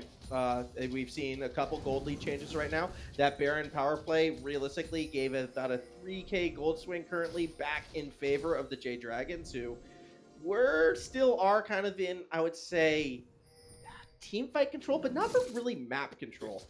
And that's something that's actually been super strong throughout for the Cavalry. The ward game definitely seems to be favoring the team in red. Definitely. It's one of the things we've seen from them throughout this series and their last game on Sunday is that they really do seem to have the fundamentals down more than any other squad, and that vision control is really what's buying them the space in this game. You can see that the deploy here has been to get the mid lane priority and turn that into a dragon. It's going to be that Cloud Drake, so not the strongest of Drakes, but at least an objective that you can force a fight around, and Dollop is poking his head in. Got the engage tools from the Jarvan. But you gotta be really careful right now because you have two serious damage threats in both Worgen and Kasumi, who, I was skeptical of the Jade Dragons and the damage they would roll out, but when you've got, 9 kills on Vlad, 11 kills on Tristana, all right, the damage is there. Yet you have proven your point, and any sort of team fight right now for the Cavalry, they've got to be so cautious about. I think the smart play here is to give up this Drake. Yeah, there it is. And I was going to say, this is a Cloud Drake, so you don't really care. So the call is going to be to pull the ripcord. You've got Arrow in the top lane just shoving down that top lane tower. You can get mid lane priority by assessing space and secure even more of that vision that you'd love to see, with that Baron up in 2 minutes and 30 seconds definitely being the next big prize. So looks like we're going to have a little bit more of a chill time over the next couple of minutes unless something crazy happens. And honestly, much as okay, yeah. What I was going to say, honestly, as much as we want to see blood, kind of nice to see these teams play correctly. Well, as I said, mid, that's where the blood's going to be. Teleport coming through, and actually Among Us Man could be the one who's caught out, tries to flash back out. That wasn't even flash, just got knocked back out defensively, but in the end, won't be enough to get him down. Worgen's going to rocket jump defensively. Doc won't find the flank until they flash for it. Showstopper gets a couple. Dollop trying to flash the follow up, but this is not a team fight that I think the Cavalry want because they are so overextended. The damage from Mickey B is not there. Only now can get the autos, but it's already too late. The team is in shambles. They're falling left, right, and center, and eventually they will get ace. Mickey B tries to get Among Us Man and does. Aerodynamic actually not involved with it, so it's a 3-for-4. That wasn't the fight, though, that the Cavalry needed. It wasn't the fight at all. They just needed to stay under the tower and just wave clear. But they forced the fight with no real tools to speak of. You can see the start of that fight was a flash forward from the set. That's not how fights are meant to start in League of Legends. And there's so much mobility, so much ability to just turn on a dime from the blue squad that J4, like Tristana, they can just move wherever they want in the fight, apply the damage wherever they want, or the crowd control in the case of the J4, and they're able to just keep rolling out through these long, extended trades between these teams, and invariably they do come ahead. And all you wanted to see from the red side was just a little bit of reserve, a little bit of reservation, a little bit of picking your moment. Well, they picked a moment, that's for sure, and then doubled down. I think the big problem was they doubled down. Like, if they had pulled away before all the flashes got burned, it would have been a fine trade for them because they had gotten the mid-priority back, but then they overextended, they smelt the blood in the water, even if it was, that fake blood, that synthetic blood that the vampires hate, and it just wound up, doing more damage than good. God, don't talk to me about True Blood, man. I can't do it. I forgot the name of the show. I just remembered it was terrible. It's like, what was that terrible vampire show? Oh, yeah, True Blood. I can't actually speak any. I can't speak ill of it on air because my partner likes it. But yeah. Well, I can and I will. That show sucks. Here we go. Cataclysm gets two, including the backline. Golden Features tries to get out, but Mickey B left alone. Meanwhile, on the other end, Doc is actually being zoned away from the fray. The Hemo Plague doesn't really take down Mickey B. In fact, that's going to be a fight going in favor initially of the Cavalry as Mickey B tries to heal up on the Raptors. The hook from Golden Features doesn't hit, and it is a 2 for 2. And this time it's just the terrain that favors the Red Squad, where Mickey is in the back. The dive comes in from the J4 and Amogus fan, who once again pulls the trigger on the ultimate probably a little bit too soon, and is just cut down for his trouble. And it's just this wall of dollop with Mickey free hitting from behind. They can't really get through, and they are turn the fight, but they are looking for a little bit more, at least the mid lane priority. Midlife priority, something good to have, especially with your Baron available on the Rift right now. You can see the ward advantage has shifted back in favor of the Jade Dragons as Golden Features kind of looking for Worgen. Might try to force something here. Worgen spotting out this spike, wants to jump over the wall to safety. Blue buff should go over to, I believe, are they going to give it to Mickey? No, they'll give it to Dollop. Yeah, the guy with no mana, he needs it. I It would gets like some cooldowns, I guess. Does it affect the cooldowns on the directional dash thing that Bel'Veth has? Which is one of the weirdest mechanics in League of Legends, by the way. Like, why? It's a good mechanic. Look, mobility is a good thing. That's all I'm saying. It's fun to It is use. a good So. thing, but why is it gated by direction? That's such a bizarre... Void creatures are weird, but it looks like the Baron Dance is going to be in full effect, and they're actually just going to go straight for it on the Jade Dragon side. This is going to go down real. Yeah, Golden Features is around. Will get spotted on the ward, but will also spot the Baron starting to be taken as well. If you're going to pull the trigger, you got to pull it now, Mickey. Not even trying to get a crack at it. But we could see a fight on the tail end involved. That is a hook onto Worgen, but the follow-up damage is not there. Blazing going straight into the backline. Cataclysm this time hits 3 and takes down the support. But on the tail end, Dolph is trying to get to that backline. Does not cause nearly enough disruption. And now Worgen is free to run rampant straight down the middle. Actually gets burst a bit. Doc's going to try to turn it. GA gets popped. Chains of Corruption misses. And that's a big win coming from Mickey B, but it might not matter because Aerodynamic was able to find Worgen. That's one damage strike gone. Kasumi, though, still left standing, and that's going to scare the 2 remaining members of the Cavalry away. Baron in their hands, they have Kasumi to clear the ways, a Mogus fan to shepherd them in, and Soichling to provide the shields. This could be potentially looking for an in here, maybe more here, but Doc is in the area. Hemo Plague's available. Hemo Plague's available. You've got to be careful. If that Hemo Plague gets used and finds a double or a triple, it could be the game. That's it. Mickey B is the one who gets caught out. How much damage does the Hemo Plague have? Not enough for the kill. Not straight away, at least. It's a 1 for 1, but Kasumi doesn't care. Kasumi will go under towers, a 2 for 2 now, but that leaves Doc alone with Soitraline, and Soitraline's like, we ain't ending now. We got a dragon to collect. Base is broken. They are going to collect that Cloud Drake as a constellation prize. They were looking for a little bit more. Inhib down is going to buy them more space to use around the map. Dolph's poking his head in, but I want to go over how that last fight broke out, but I don't know if I'll even have time because teleports are coming in. Gotta love Cloud. Yeah, I mean, look, this is a very important 3rd Cloud Drake that's worth abandoning your base with super minions about to come running in and a top lane shoving against you for, okay?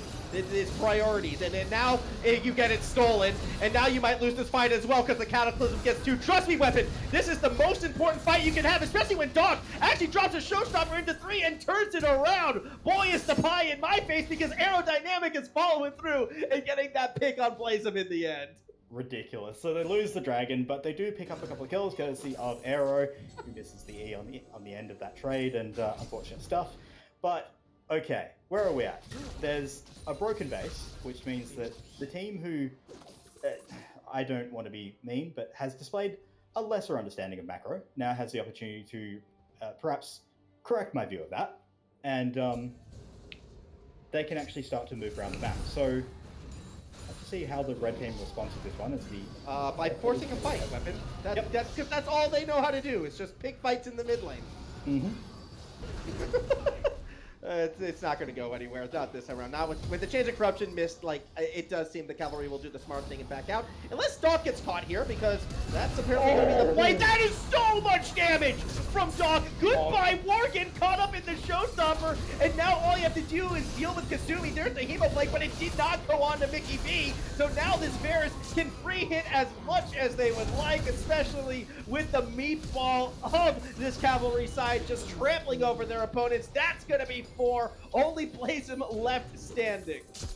I don't even know how that fight started. A Varus ult missed, and I feel like I was just mentally preparing myself for everyone to walk away, but they just throw down in the mid lane, in the middle of the map, no less, and just through sheer mechanics and positioning, the red side comes out ahead, and they find the kills, and that Varus ult is back again, by the way. I don't know if we're gonna see things come back up again, because yeah, that change did not miss. That's another go. No, end! End! There's 50 seconds left on J4. Oh. And Amogus fan, and they're their only crowd control. You could be hitting towers. Okay, they're going to reset, and I don't know why. Maybe there are no objectives for the next 2 minutes. So we're just gonna get ready to fight again. That's the world we live in. They didn't even ward the jungle on the way out. I'm not sure they could have actually. Did they? No, Maybe they have no wards. Yeah. But it's okay. We're forcing another fight. Oh, but this fight is not ready for it. Look how far back Mickey V is. Doll's already pretty much gone, only to get damage onto Soitrolene. All right, you've now lost your jungle, Doc. You're going to try to do what you can, but I don't think we're going to see, the dragons fall for it again. Hemoplague on Mickey V. It's a solo ult, but it's enough to scare Mickey V away for now.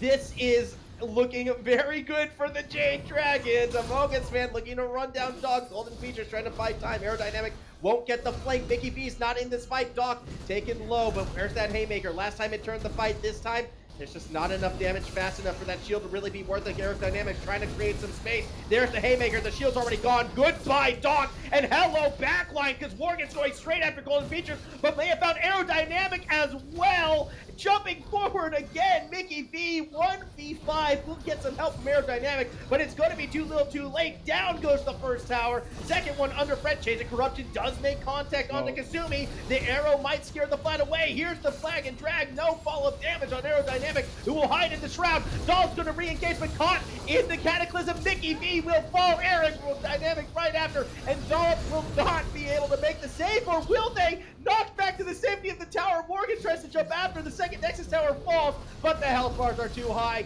The Nexus will fall, and the Jade Dragons steal one away from the Cavalry. We go coast to coast at the end of the game, and somehow it ends with the Jade Dragons taking the win. That game was a mess. Hard to really break down. I think I just want to say that a lot of the losses that came from the Jade Dragons, from the Cavalry side, really just felt like it was just over-eagerness to force a fight where they really didn't need to, especially coming from the Akali, maybe thinking that he had more damage available to him than he did, and then just people piling in to save a buddy where they could have just not done that. So having to go back to the drawing board and maybe just temper that aggression a little bit. Yeah, I mean, I'm in a complete agreement in terms of that assessment. And it's really strange to me because the one time when the game was set up for them to go aggressive at the very end and push to end it was when they showed that reservation and when they backed off. Duh. I don't. You know what? Yep. I'm okay with it. You know why? Because that's going to take us to a game 3. That's going to take us to a decider. I was worried. I know we were always going to play 3 anyways, but I was worried, 2-0 up. How hard do we try on the third? Well, now we definitely try on the third. So we're going to be going to a break. And when we come back, game 3, the rubber match, the decider. Who's going to take it when we return? Let's go.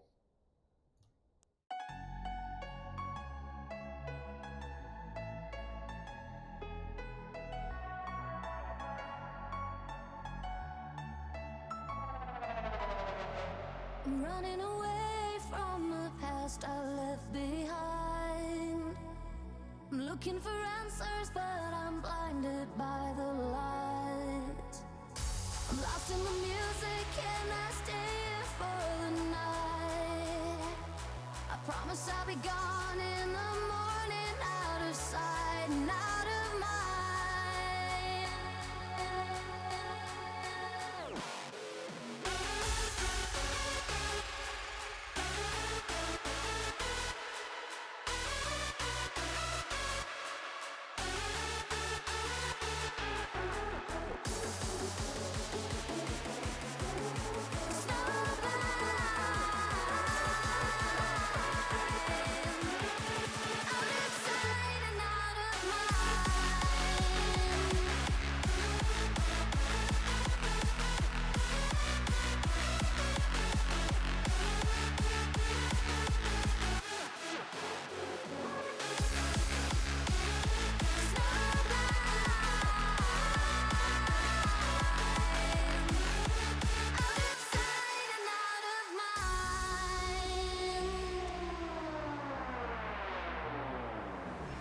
You know when you keep running but your legs are standing still.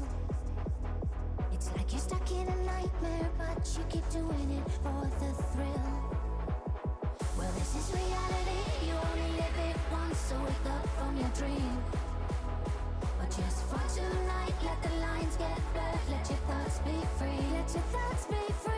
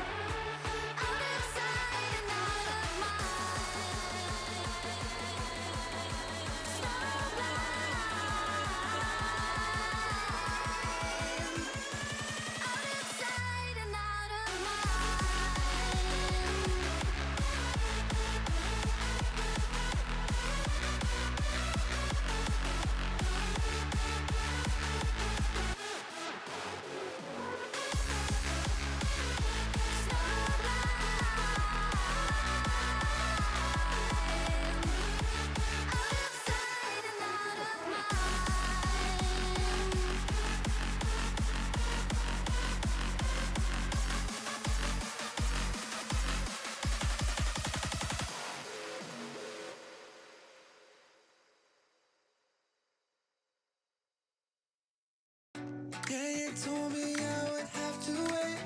After all these conversations would result in nothing. Wish my friends and I could celebrate, but these plans keep falling through because there's always something. Say that you want me when I'm in the room. Then when I ask you, tell me it's too soon. Guess all your words were too good to be true. I'm done waiting, sick of saving all my hope tonight. Cause your empty promises don't satisfy. No more compromise, cause I don't need you to act like we're alright.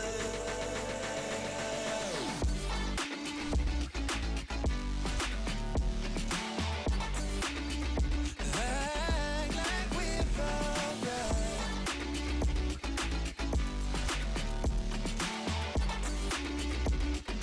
Act like we're alright. Call your number, never pick it up.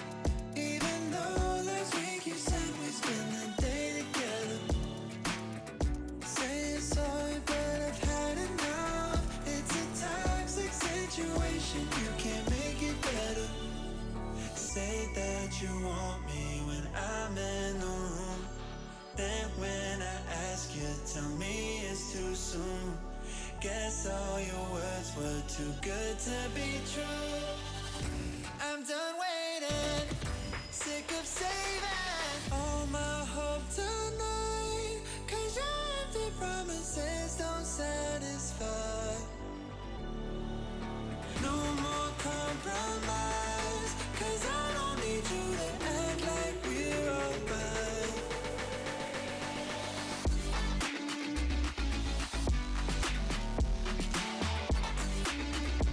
Act like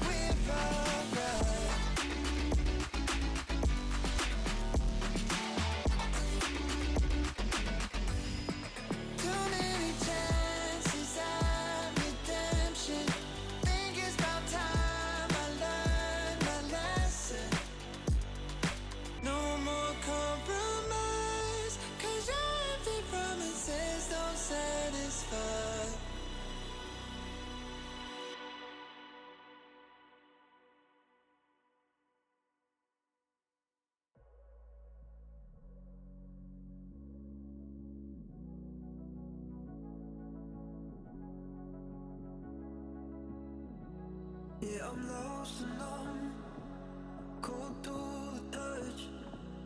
I pretend like I don't remember your name. Every masterpiece turns to blasphemy. When I close my eyes, yeah, I still see your face. We were the thunder and the lightning, burning fire that started from the spark. I would spend you just to watch you twirl. It was us against the world. You were the rain falling on my skin. Yeah, I was dying when you pulled me in. I was your rebel and you were my girl. It was us against the world.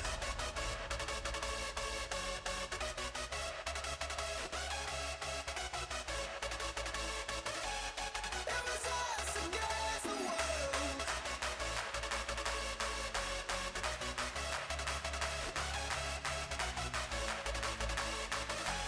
It was us against the world.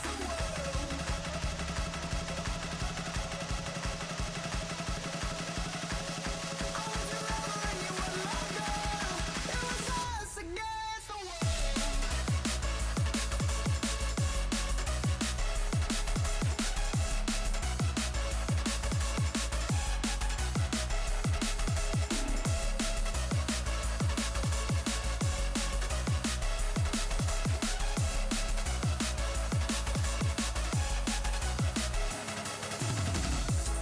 We were the thunder and the lightning, burning fire that started from the spark.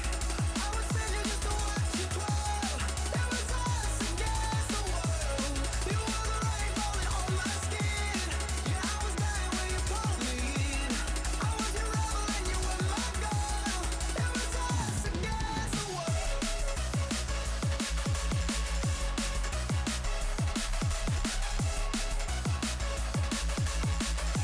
was us against the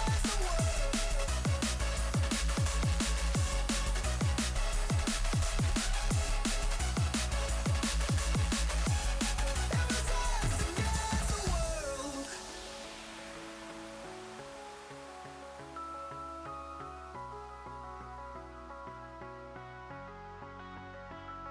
Yeah, I'm pale and gray, all dust and fade. When I call for you, all I hear back is pain. Every song must end, even diamonds fade. When the darkness comes, I count up my mistakes. We were the thunder and the lightning, burning fire that started from the spark. I would spend you just to watch you twirl. It was us against the world. You were the rain falling on my skin. Yeah, I was dying when you pulled me in. I was your rebel and you were my girl.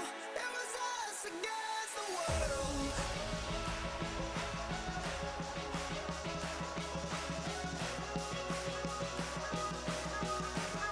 We were the thunder and the lightning. 2 games in the book, 1 more to go. Welcome to our last scrim game here at MCOM. It's been a fun one.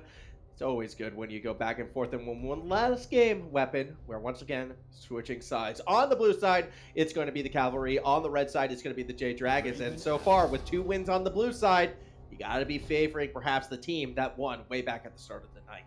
Yeah, definitely. Blue side win rate is reigning supreme here, and we're seeing a few more of those targeted bans come out as well. The Darius taken off the board. And I'm curious to see what the first pick is on blue side now. Maybe it is just going to be that Silas run back. Seemed like it worked really well for aerodynamic. It really favors those mid lane mages.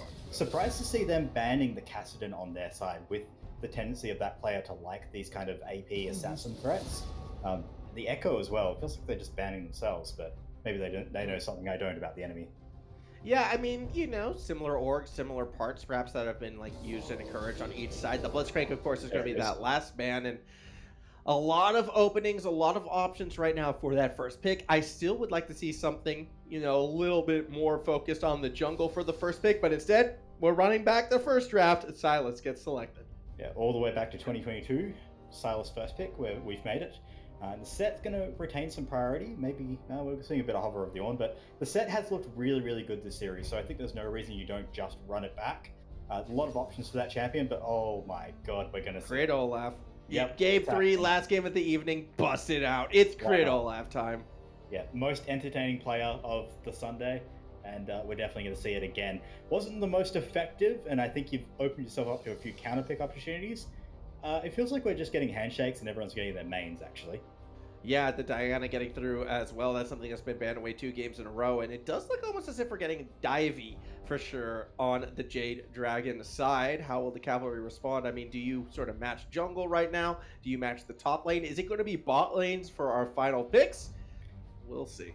Yeah, you have to think about the Varus pick here for Mickey. It's pretty much the only thing he's shown here. We know that he does play other AD carries, based according to Mr. Latte in the background.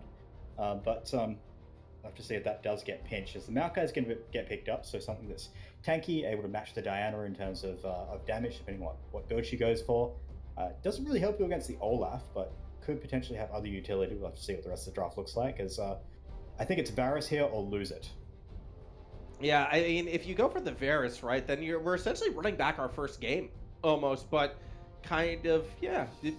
Exactly. Okay. Instead, it's going to be the Aatrox, though, for Doc up in the top lane. Can't take the Darius. That's fair enough. Still a pretty brawly, beefy top laner. And the Yone is going to get locked in response. All right, so Yone looking to go into the mid lane, it seems here. So pretty much nowhere else. Or dive. Yeah, unless these 3 particular champions go in really weird places, then yeah, it's more dive. It's something that matches really well against the Silas, at least early on, and then kind of outscales it in terms of raw damage. Of course, the Silas has more utility in terms of stealing ultimates and whatnot, and certainly has a couple of good ones to choose from. But it looks like bot lanes, and bot lanes only are going to be the order of the day for the bans, and there goes that Varus, so starting to challenge Mickey's champion pool here. Yeah, it is actually getting pretty rough. The Tristana being banned away as well, though, and that makes sense because, you know, we already saw pretty great proficiency on the Tristana that last game. I'm almost wondering, do you ban away the Kaisa as well and just, like, really try to get rid of any of those AD carries that can be used to follow up dive? Yeah, because I think both sides really would be happy with an Ezreal here. I think you snap it up, maybe keep it out of the hands of Mickey if he does like to play that, because both of these sides are looking very scrappy, brawly. We know Ezreal favors those environments, and the games thus far have been very scrappy. So having that extra mobility, if you don't have access to the Tristana, the Ezreal definitely the next best option. The only thing you're going to there from, if you're looking for something meta, is like a Caitlyn that can play at range, but that's definitely one of the lesser options. Sivir, okay, I can see it. More speed, more dive. Like, that's what they're looking for. Although, I'm not sure there's really a front line to protect that Sivir. So, no. I worry if the dive doesn't dissuade the team fight, she's just going to be an ulti bot. But, hey, if your opponents are running for the hills instead of running to engage, you can get away with that pick right there. I still want to see some counterplay. I want to see some of that counter engage. There's the Ezreal you were talking about before. It just makes sense. And with the Karma as well, the mobility has been responded to. That is brutal. Now you have to go for an engaged support on the bot lane here. Things like Nautilus are available if you want to go. I like Bard. Bard could work. Ivern wouldn't.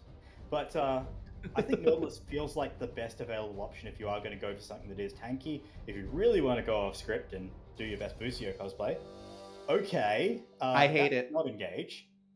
Sorry, No, please. Go I don't mean to sound that blunt. I hate it. The Zephyr can slow the target you want to dive on, but Janna is the disengage. Janna is the shield, and with the 80 damage, I guess with the Sivir, look, there's damage in a team fight, right? You throw the shield on the Sivir, the bouncing blades are going to do a lot of work, do a lot of damage, and a front-to-back team comp. But that's not what they are. They're dive. So I don't really know how many autos the Sivir is going to be getting off. I don't really know how much that shield is going to be put into play. I don't know. I wanted to see Bard.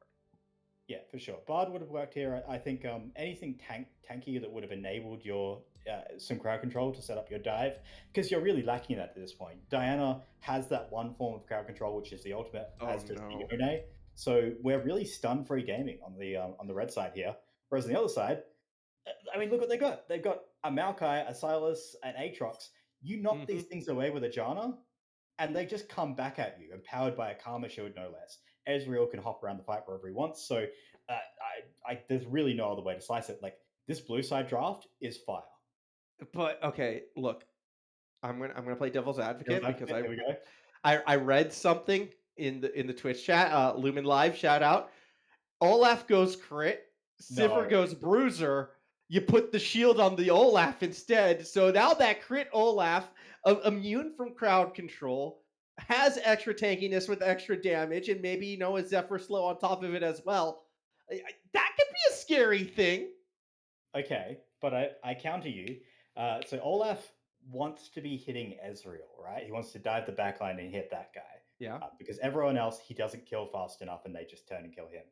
Ezreal can hop out of the way, get Karma shields, and just pelt him with a million autos and Qs from a corner. But hey, that's Ezreal now not in a Yeah. fight, and that opens the doorway for Diana and Yone to go toe for toe against the front line. It's rough. It's rough. It's rough. Look, Yep. this is gonna be an interesting game. It could go a lot of ways. I think so much of this one is gonna be dependent on the builds, and we're not gonna find out about those for another minute and a half. We're gonna be going to the break, but when we come back, it's going to be our final game of the evening.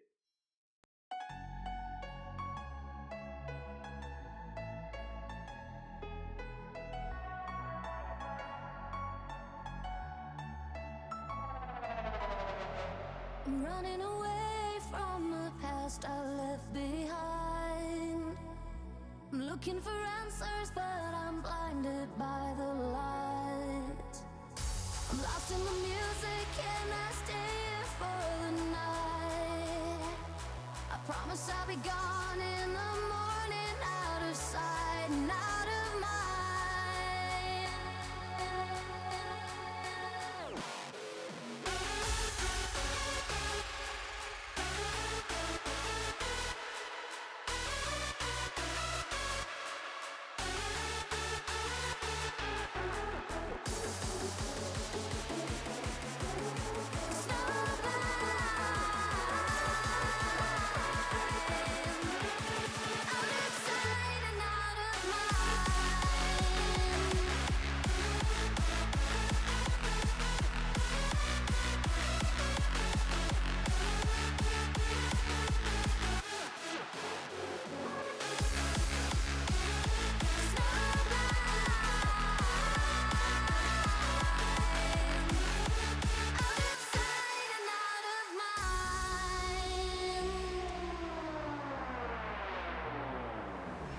You know when you keep running, but your legs are standing still. It's like you're stuck in a nightmare, but you keep doing it for the thrill. Well, this is reality, you only live it once, so wake up from your dream. But just for tonight, let the lines get blurred, let your thoughts be free, let your thoughts be free.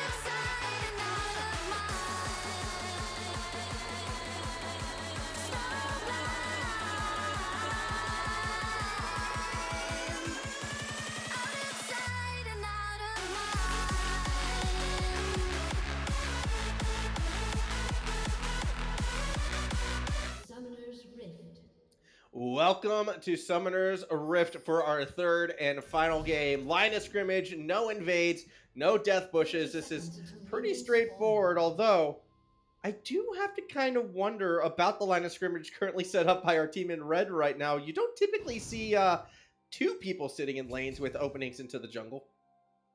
Yeah, certainly also the solo Janna down towards the bot side. She's safe enough, but could be a dead Janna if they were getting frisky. But it looks like we're just going to have a bit of a chill start, and that means we get to talk about how these lanes should play out for more. Mostly we want to talk about that bot lane, right? Because Ezreal Karma, we've seen this 100 times before across multiple competitive games. It holds priority and it unlocks your jungler to do whatever they want. Sometimes it's dive the opposition under their tower. Other times it's just take space, take vision, and make plays towards the mid lane with your support. there's so many options it unlocks. This Siva, this Janna, you said you hate it, and I'm not going to be as mean, but what it does at least give you is like Siva is one of the champions who can at least match priority in most cases with the Ezreal. She can use a Q and W to shove out lanes. The Janna does at least let you soak a bit of damage. That's all I'll give it. Like, you walk over a mantra tree, you're taking less damage. And that early bit of poke is courtesy of the ward that we saw placed there in the lane before by the Janna. Say, you know what? A little bit of pie in my face again for questioning why the Janna was going down there. I mean, the Janna is now below half health because of Karma. Well, you know, it was a good idea in theory. And hey, look, there's another tornado hitting, all right? Mickey 2 for 2. Above half health because of the Janna. There you go. All I'm saying is 2 for 2 on tornadoes right now. We got to be showing Soy Trolling some respect. Watch this tornado. Ready? Boom! Right into golden features. 3 for 3.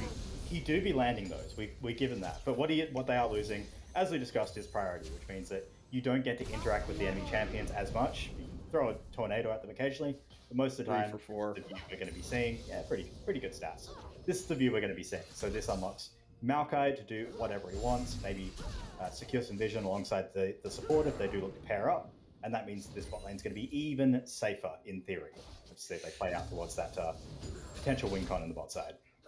Yeah, we'll see how much they play to it. I mean, at the moment, it does look as if Dollop is going for a 4, possibly 5 camp clear. Both jungles did kind of go opposite of each other, so we won't be seeing any jungle fights for the first time, as again, these tornadoes do be hitting, Weapon. He's definitely doing a good job of them, but the fact that the Maokai is skipping some camps and is basically beelining down towards that bot side means that with this bounce back wave, maybe they are looking for some sort of play, whereas the Diana up towards the top side is going to find an Aatrox just sort of hugging his tower, not really getting anything done at this moment, and looking towards that top side, pings are coming in. Golden Features just walking straight towards Morgan, who could be in a bit of trouble. Arcane shift forward, rooted under tower, but the damage is gonna be there, courtesy of an Ignite. Then Mickey will flash for the kill. That actually might come at the cost of Mickey's life. The shield, though, keeping them alive. Heal had to be burned as well. Meanwhile, in the mid lane, Blazem won't get a return kill on Arrow. And Mickey, I have no idea how you got out in one piece. Just Karma. No, tornado! Tornado! So close. Yeah, the Karma just putting in work, showing why this lane is so feared in competitive play. It's still so potent. Dollop is mid. Yeah, and that's going to be a big engage, and Kasumi has to burn flash, will still go down. Doc getting dove underneath the tower, will flash. Do we get the follow-up? Yo, Crescent Strike misses. And now the caster minions, they're doing damage. Not quite enough. Ooh, actually would have respected if he'd stayed in. I mean, I expected the flash either way, but there's a world where you could have stayed and fought, but Dollop is on the way. Yeah, and that actually could be red buff as well. We'll see what happens. Doc lingering around.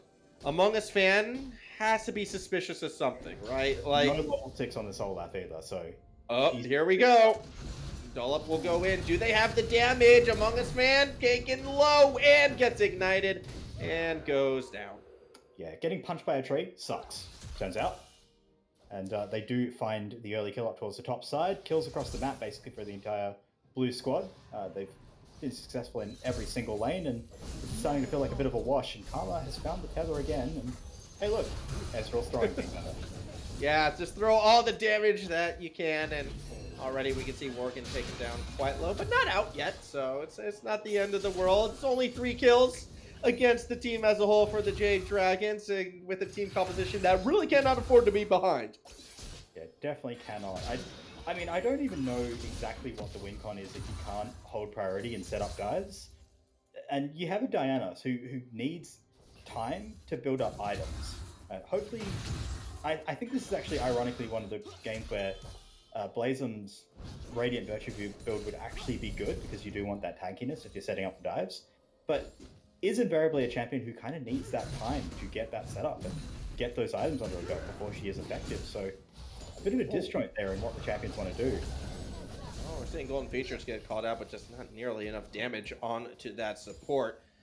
Double Cole comp coming from the Jade Dragons as well. That's not something I've seen in a good long while, but I have seen Blazem look toward the bot side in the past, and maybe trying to force something here. We'll get spotted on that ward. Yeah, there's just no way. Flash is not available, but Milky is playing Mickey is playing far enough back that he is just able to hop out of trouble if it comes his way, and things are coming down. There might be a collapse. Yeah, I mean, there was going to be one, and Blazem does the smart thing and just abandons the scuttle, because look at that. 4 members of the Cavalry just kind of lingering around, and that's going to prompt Dragon start thinking about it, deciding against it perhaps. Instead, action on the bot side, because Mickey's going right after Morgan. You can see the damage. Joint Lane actually is going to be the one who gets rooted. Mickey changing priority. Morgan has the shield block, but it's still a lot of damage. Joint Lane goes down to the Ignite. Arrow? No flash, can't follow it. Thinks better of it. The shield was down, so he probably actually could have made it happen, but maybe feared the potential collapse or rotation coming in from the Yone. But all in all, not even really a dive, just kind of a clean walk down by the blue team. They just find the kills. Speaking of walking, speaking of walking, that is Mogus fan just walking right into Doc and getting the first kill in favor of the Jade Dragons. All right, so this is the one upshot of this.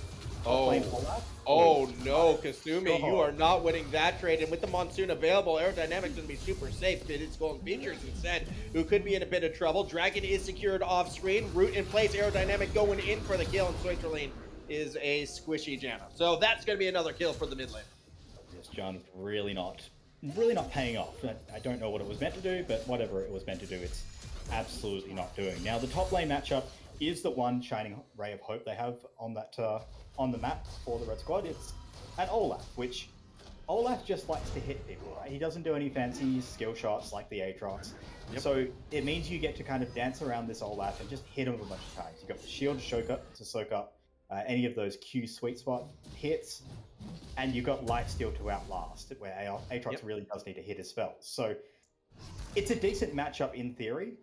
Remains to be seen whether it is going to be that crit build. Well, I like the Executioner calling as well, just being rushed right away for that sort of level 6 fight that we saw before, for that like additional pressure. So Among Us fan definitely understands, like, I just wanted to be dueling with Doc all game long and looking to win lane. So I don't know how much of an impact in the team fights we're going to be seeing later, but the Executioner's calling, very smart first buy.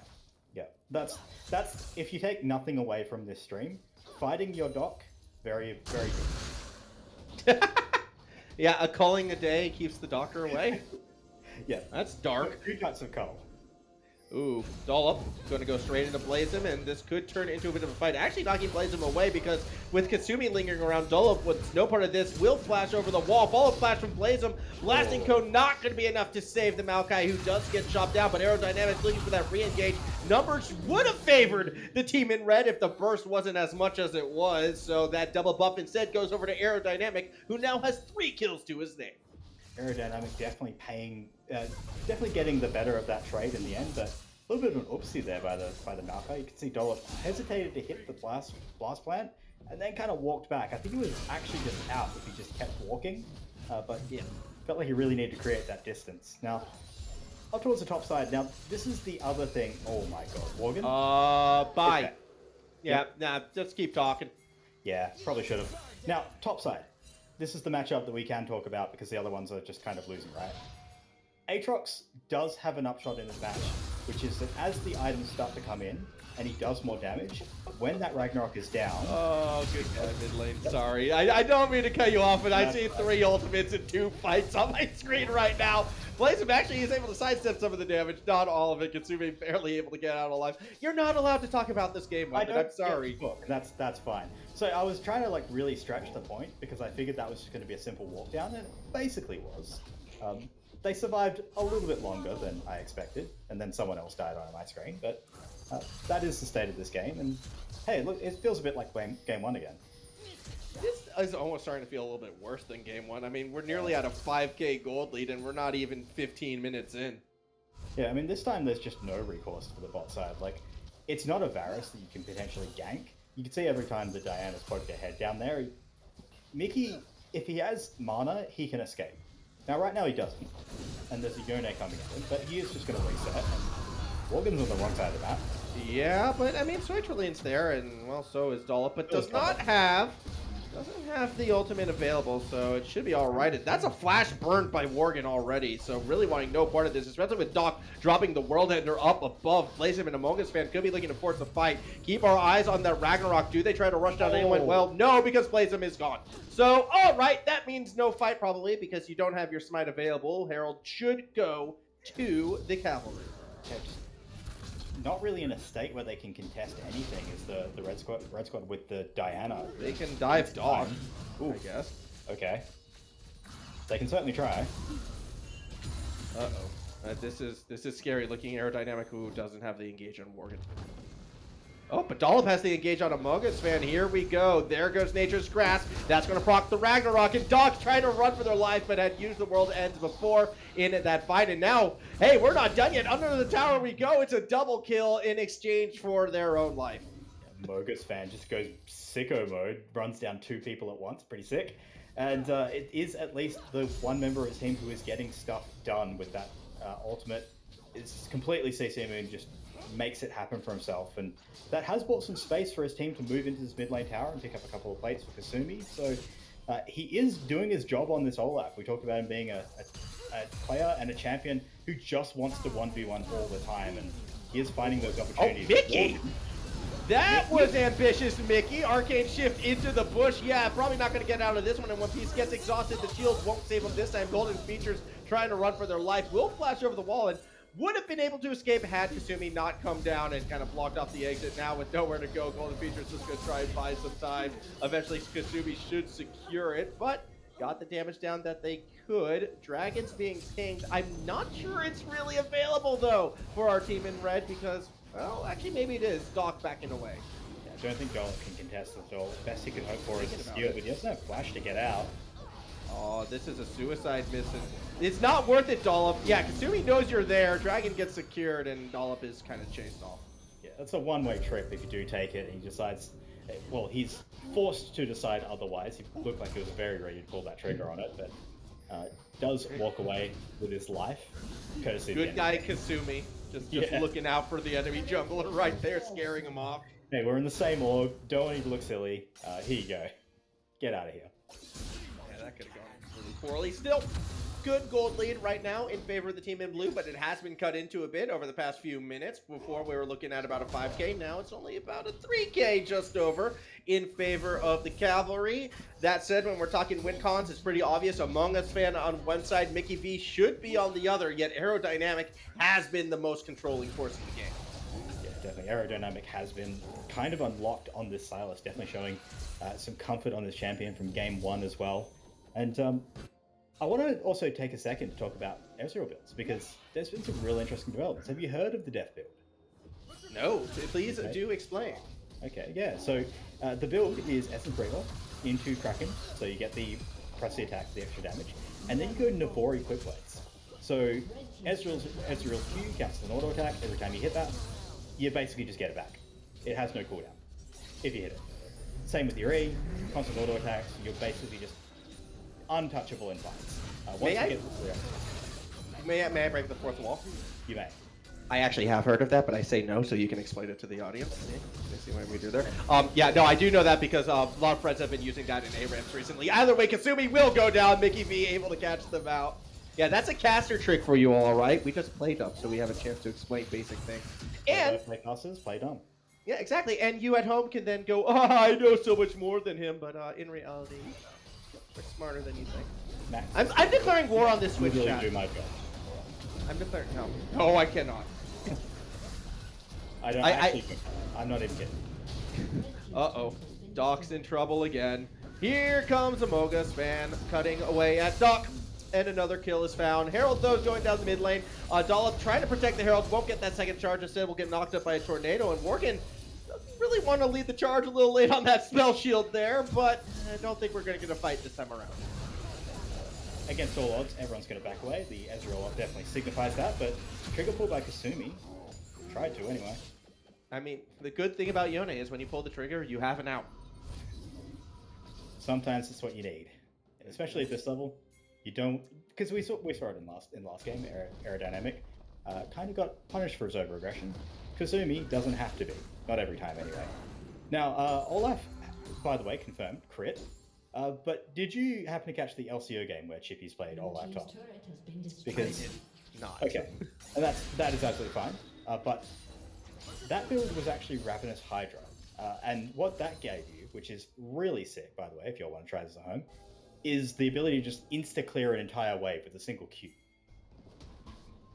Yeah, that's kind of something I feel like wave clear is value for higher elo teams who always want to have as much lane priority as possible.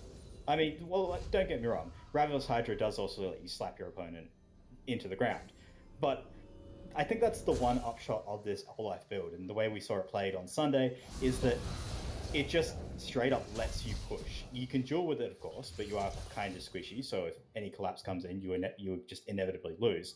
But your ability to hit minions and towers is basically unmatched. So what you have to keep an eye out for is as the game starts to get pinched and as you start to see more plays around objectives from the blue side, you've always got this ever-present threat of a Mogus fan just YOLOing your towers and potentially your base. We'll see how that comes to be as well when we get to that stage of the game. I mean, Amogus fan, it's what you'd expect to build for a player like them who does seem to like playing on the sidelines, doesn't get as involved in the team, and wants to be that kill threat, that sideline pressure threat, and really has been the only bit of consistent macro we've seen coming from the Jade Dragon side has been when they've been able to get that sideline pressure. But that's not where Amogus fan is going right now. They're all heading towards the Herald because they want to grab it in these final 2 minutes of the Herald's existence. A little last-minute sneak, but it is going to be countered potentially with a bot lane outer. Remember, those do give extra gold as of, like sometime last year. So we'll see what this Herald does amount to. Might just be the first tier 1 and maybe some chip damage on the second one. But inside track is kind of being given up to this dragon as well, which is going to the next battleground. So all in all, I think this favors the blue squad, especially if Aerodynamics... Oh, if they get a pick on Kasumi, it definitely would. Going in after them, Aerodynamics not going to find it even with Nature's Grass coming through. That said, Herald getting dropped on the second tower, so they're actually going to get a big chunk of damage. It might come at the cost of that Mountain Drake, but I don't know. Do you trade the second dragon for a tier 2? I think it would be all right, but now you need to get out alive. Golden Features will be the one trying to lead the charge. Amogus fan will be safe. The Tornado allows for the escape. Yeah, you'd say tentatively even if the dragon's picked up, maybe slightly advantage towards the blue side, but as far as trades go, I think that's pretty good. Both sides can walk away feeling pretty okay with what they've got here, especially given the way that the red squad does want to play. It's all about opening space, so giving themselves the ability to sneak wards in the top side, which they have done, means that Olaf can potentially split push a bit safer and maybe more chances to set up those big Diana flank plays that you really want to go for as the fights start to break out. This is so promising as well. This is the first time all night we've seen these two teams actually trade objectives and not just force a fight the moment one of them gets threatened. Yeah, if I was a coach, I'd definitely be a bit proud of these guys. Aerodynamic may be in trouble here. Aerodynamic will be fine. You can just jump over the wall, walk away. Amogus fan might be scary, and actually, I'm not even sure Aerodynamic is completely safe yet. But we'll see how this one plays out. Soitrelane making their way down. Doc holding the fort, everyone coming up through the jungle, but because they were able to ward up before, we're able to see the Jade Dragons. Yeah, we see you coming. We're not going to force anything stupid here. Yeah, now I think this is where we're going to see the teamwork of the blue squad come through. Where the Cavalry, they have to deal with this Olaf problem together because a single member can't match this Olaf at this stage of the game. He's already built the heel cut, which means that Aatrox and Silas have such a horrible time playing into him.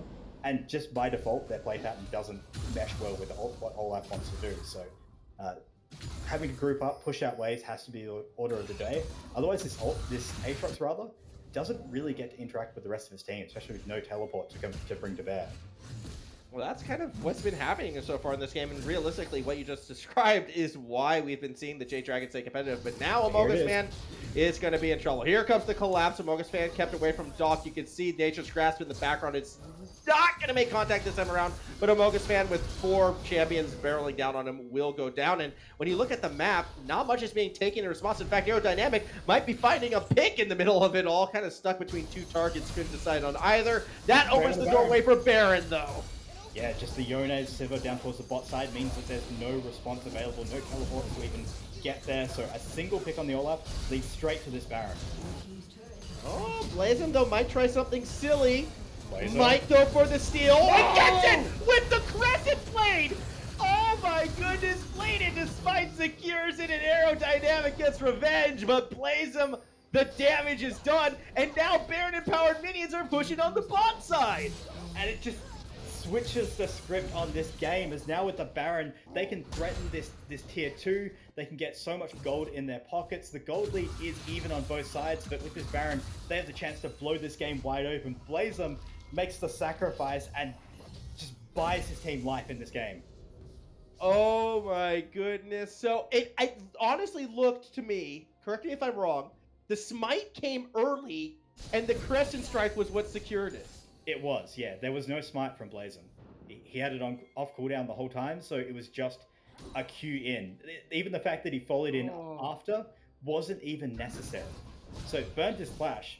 You can't fault him for making the effort to get in there.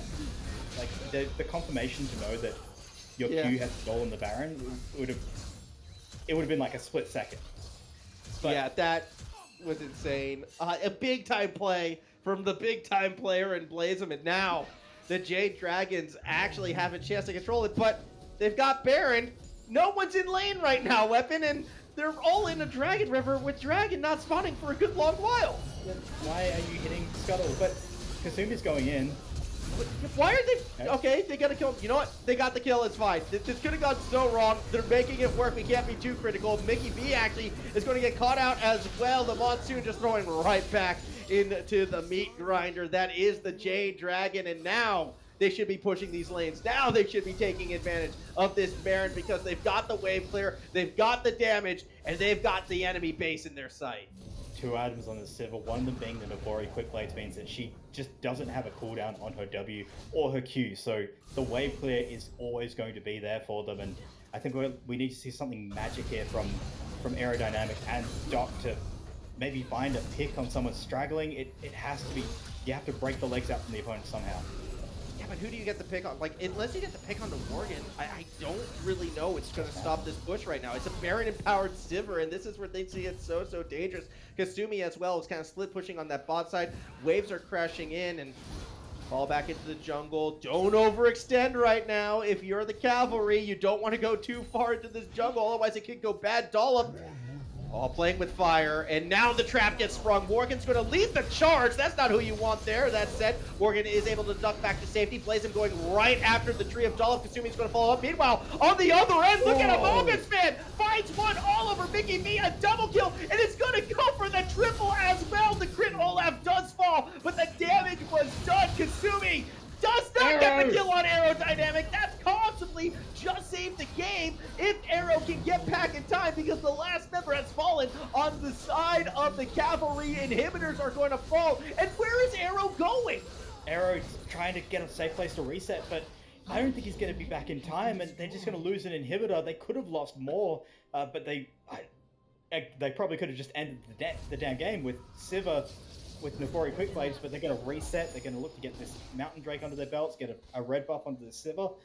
That single Baron play has just flipped this game on its head, where now the Sivir has reached the point where she's scaled. The Diana finally has damage and is building towards those tank stats she needs to be able to get into the fights. And this Olaf, against all odds, is actually able to interact with this team and just run down anyone on the enemy squad. That wasn't the cleanest exit, though, by the Jade Dragons. They left up red buff. They didn't get any wards down on the dragon. Okay. They were in such a hurry to escape. I'm going to be a little critical here. It wasn't perfect, all right, but it's still very good for them. I stopped looking because I thought they'd taken the red buff. But no, they just kind of left it unhatched. I don't really know why, but they just were like, nah. Oh, well. Yeah. Here we go, though. This is going to be a fight that could be for the game if it does not go the way Trishop Barrage used already. Solo on Blazem, who's taking down the half. There's a flank on the tail end, and coming barely through is the meatball. That is the Jade Dragons, and that could be the game because they just went right over the top. Golden features, the support, the only player standing. That's going to be the ace. That should be the game because Super Minions are about to march into the base. It wasn't even with priority. Kasumi just walked past the wave and just altered the backline. Diana comes over the top. They just clean up the fight. They're looking to run this one down. Sivir free hitting towers. Getting free hit by towers too. It doesn't matter though, Weapon. They've got it done. And it's all off of that Baron steal. They were able to flip that map, and you know what? They found the team fights they wanted. They found the engage, and they're going to be the team that finds the victory. 2-1, it goes in favor of the Jade Dragons. Ridiculous. Fun games, and the crit Olaf racks up a win. So we doubted. I'm no longer a doubter. This is the best build for Olaf. I'm convinced. I'm just taking a quick look at the damage. Yeah, you know who led the damage charts that game. Was It was the crit Olaf. It was absolutely the crit Olaf. And it was those flank plays at the end, causing the disruption, giving the space for Worgen to free hit as much as possible. I still don't like the Janna pick. I'm going to defend that one. Yeah. I still don't like the Janna pick. The Janna didn't really do much, but hey, it got him the win. So you know what? Can't complain too much. Yeah, definitely some room for improvement on both sides, but I think both squads showed us some good things. I definitely think if you're the coach of these teams, you have things to work on for sure, but you definitely have areas that you can be proud of, and these players have definitely shown their stuff. So, who do you even think the MVP is here? Like, who sticks out? You know what? Because we have to go for someone from Jade Dragons, right? It's not fair, right? Like, I'm the wrong person to ask because my eyes are always going to be dragged towards the jungler. And Blazem, for the most part, was the slower jungler. Looks like, all right, was the slower jungler. I thought that was Blazem getting dragged in. Okay. Has been the slower jungler throughout. But when the big time play happened, the deciding play of the series was that Baron steal. Yeah, it was sick. I mean, you'd also... Kasumi. You could potentially say that maybe it wasn't necessarily his play. It was the missmite from Dollop and lack of coordination. Kasumi's the MVP. Kasumi's the MVP? The Vladimir game. Yeah, it was pretty solid. Do you want to give it to Worgen for Tristana? I struggle to pick an MVP on the red side, if I'm completely honest. Like, I feel like there was a lot of cleanliness displayed by the Cavalry side, and if they had won this second game, I would have been more keen to give it to like Aerodynamic or Mickey. Mm-hmm. But with the way it kind of shook out, I'm kind of like. Well, let's ask Twitch chat. Twitch chat, who's MVP? Who we got? Who we got? I'm seeing Kasumi. Yeah, that kind of agrees. Kasumi kind of was where I'm at. Soy, I don't know. I'm not feeling Soy on that one. Sorry. Kasumi MVP. Oh, crit laugh, Olaf. Do we just get a Mogus fan in for the good interview? I think we do. All right, let's get a Mogus fan. I think we need to ask about the genesis of crit Olaf. All right, that's our decision. Powers that be. We have deemed Amogus fan worthy MVP of the interview. I'm not calling him MVP. No, it's definitely MVP. No, okay. I'm not. I'm not. I think we'll go with MEP, which Mayhem came up with on Sunday. Most entertaining player. I think that's the. I like MVO. Most valuable Olaf. Most valuable Olaf. Yeah. Okay. That works. Largest and in chargest Olaf. LC. That was just. That was a fun series though. Like, to take a step back real quick and just sort of bring it all in together. Fun series, and I have to admit, a little bit of an upset based on how these teams were playing, even in that third game. It really felt like the stronger team throughout it was going to be the Cavalry. They had the smarter decision making, they had the better macro until they overextended, until they made one little mistake, and sometimes that's all the difference in a game of League of Legends. Yeah, definitely. It feels like it feels uncharacteristic for an MCOM team to make that type of mistake. Because when you think about this team at like the highest level, with how coached, how drilled they are, they tend to not do that sort of thing. We rely on other teams in our amateur league to make that mistake. But these are newer players. They are new to the competitive scene, and there is just so much more punishment there that can happen if you do make those mistakes. And we saw a lot of that throughout the series. We did, but we also saw the crit laugh. So now it's time to have a chat with, I believe, the bastion of it all, Amogus fan 2020. You waited till game 3 to bust out the crit laugh. It did the most damage in the game. It got to that back line. How much were you waiting? How long were you waiting to bust that out and finally get that win from it? I'd like to thank my mum. No, seriously. I genuinely think this pick has a lot of potential. I started playing it in some solo queue games after I was getting frustrated because I would be getting massive gold leads on Olaf, and I wasn't able to convert it because I felt like he's this awkward champion that wants to dive into the back line, but can't one shot anyone, but he can't sit on front line because he's not fat enough. And it was this really awkward hybrid build that doesn't quite do what he wants to do. And thus was born Crit Olaf. It's there's been a few different iterations of the infamous serrated Dirk first back. There's been a few rocky games, but I like to think that once it scales up into that late game monster with the ghost, it's really hard to lose team fights with a strong team fight and a Crit Olaf.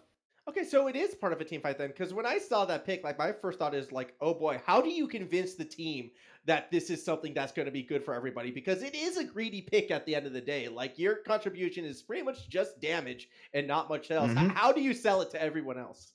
Well, they all hate it, but the coach said it was funny. So, however, I think they're starting to believe in me a little bit more now. I mean, I hope they are, because the first time I picked it, it was I think they didn't notice, and it was going smoothly the first like 30 minutes of the game. I was trading kills and running it down and inting Olaf Giga Chad fashion, but then I said around the 35-minute mark, all right, I've got my Infinity Edge, and I heard from 4 people at once. Fair. Hey, you know what? If any game could prove that it works, this would be the one. But speaking of hearing a big reaction from your teammates, how loud was the pop on that Baron steal in the third game? There was about 3 people in our jungler's room, just like in the general vicinity. I think in the lounge area or whatever, all watching on their phones. We heard all of them yelling through his headset mic. That was how loud the community was up there. Because the crazy thing was, it would be if it was Jungle Steel with smites, good job, well timed. It was Jungle Steel with the Diana Q taking it. See, but then where was the flame? Because he then dove in after, right? Didn't need to do that. If I was on the team, I'd be all on him. What's he doing? He needed to assert dominance. It was. All right. The domination play. Weapon, do you have any questions? No, I mean, I'm curious. I want to go back to the Crit Olaf. You mentioned there's a few different variations of it. So, like, what was the cooking process? How'd you get there? Oh, the cooking process. I like that. So initially, the variation was I really like Serrated Dirk on Olaf because it means that your Q damage in lane is really strong. And so you can be playing into not so great matchups and you can hit them with about 2 or 3 Qs. And they're suddenly down to a health where you can threaten an all-in, you can threaten to double sum them, and you can threaten to actually win the lane even though it's a bad matchup. So I really like that. However, when it comes to matchups that aren't so bad, like Aatrox, I think Collector isn't as good because I think Lord Doms is so incredibly strong right now that there's no point in going Collector as my damage item when I can go utility like Phantom Dancer and then slot in Lord Doms. And I'm still doing around about the same damage, but having like 700 speed on Olaf, 2.5 attack speed, it's I have to choose. I think it's a little better. I think it edges it out. It's definitely, you can see how it worked in that game. Like when there's no tank or anyone for you to run into, you just murder everyone. Yes, sir. Yeah. Nice. All right. One last thing before we send you on your way. Do you have any sort of shout outs for anyone on the team, anyone at home, anyone in your jungler's living room that apparently was louder than anyone on your team that you'd like to call out?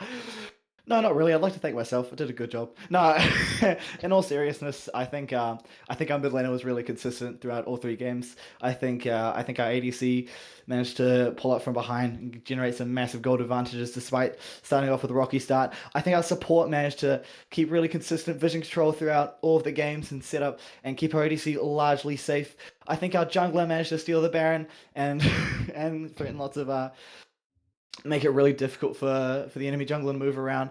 All in all, I think it was a team effort, and that's about all. You'll be seeing a lot more of Jade Dragons. You'll be seeing a lot more of us winning. I you know what? I believe it after that showing. Congratulations once again, Amogus fan. Go ahead and enjoy the rest of your night. Mwah. Alrighty, and on that note, Weapon, I do believe it is time for us to say goodnight. However, you're going to be back on Sunday, if I'm not mistaken, as well. Yeah, definitely. With Mr. Mayhem, going to be covering more of the trials. We're going to see the two teams that we didn't get to see, and be interested to see what they've been working on. Because yeah, as we've been discussing throughout the night, MCOM is an organization that does a lot of coaching and develops a lot of these players. So hopefully, we'll see the level of these players just go up and up. And I mean, Razy, who's in call with us, is very confident that we're looking at the next batch of challenges in amongst this group. So I'm very keen to see who rises to the top. Yeah, I mean, it's something that's going to be exciting to watch. So if you haven't already, just stumbled upon here and want to see more of this, go ahead, follow the Twitch account, follow MCOM on Twitter as well. And while you're there, make sure to follow Weapon XVX as well as myself, as well at Formal Casting, as well as Mayhem, who is going to be your caster on the day and was your producer here. And Hi. You know what? I'm going to say something else right now. Yes, come back here on Sunday and watch the rest of this. If you like Rocket League, RLCS starts again on Friday. I have to get that plug in, all right? I got to do it. I got to do it. The man's an incredible caster. So, just an update. Stream can hear me. I tried to gift Amogus fan Brolaf, but I have to be friends with him for 3 days, so I can't. All right. Well, you know what? Just in time for Sunday, that gift will go through. But until then, we're going to be signing off for tonight. Thank you all for tuning in and watching. And, well, hopefully we'll see you again on Sunday.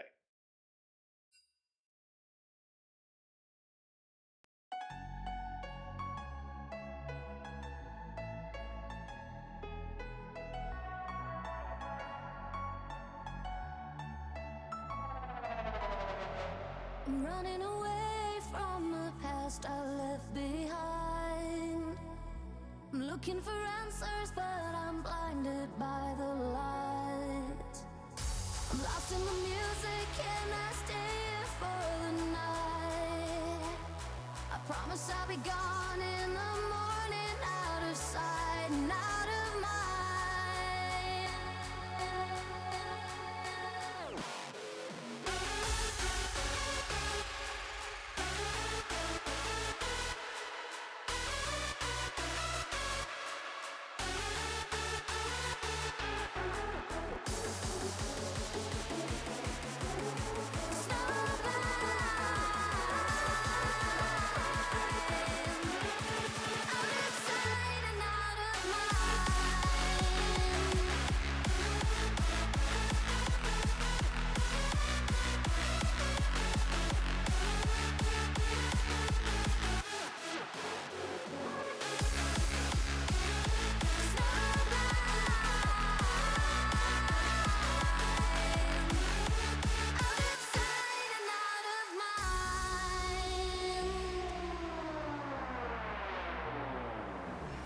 You know when you keep running, but your legs are standing still.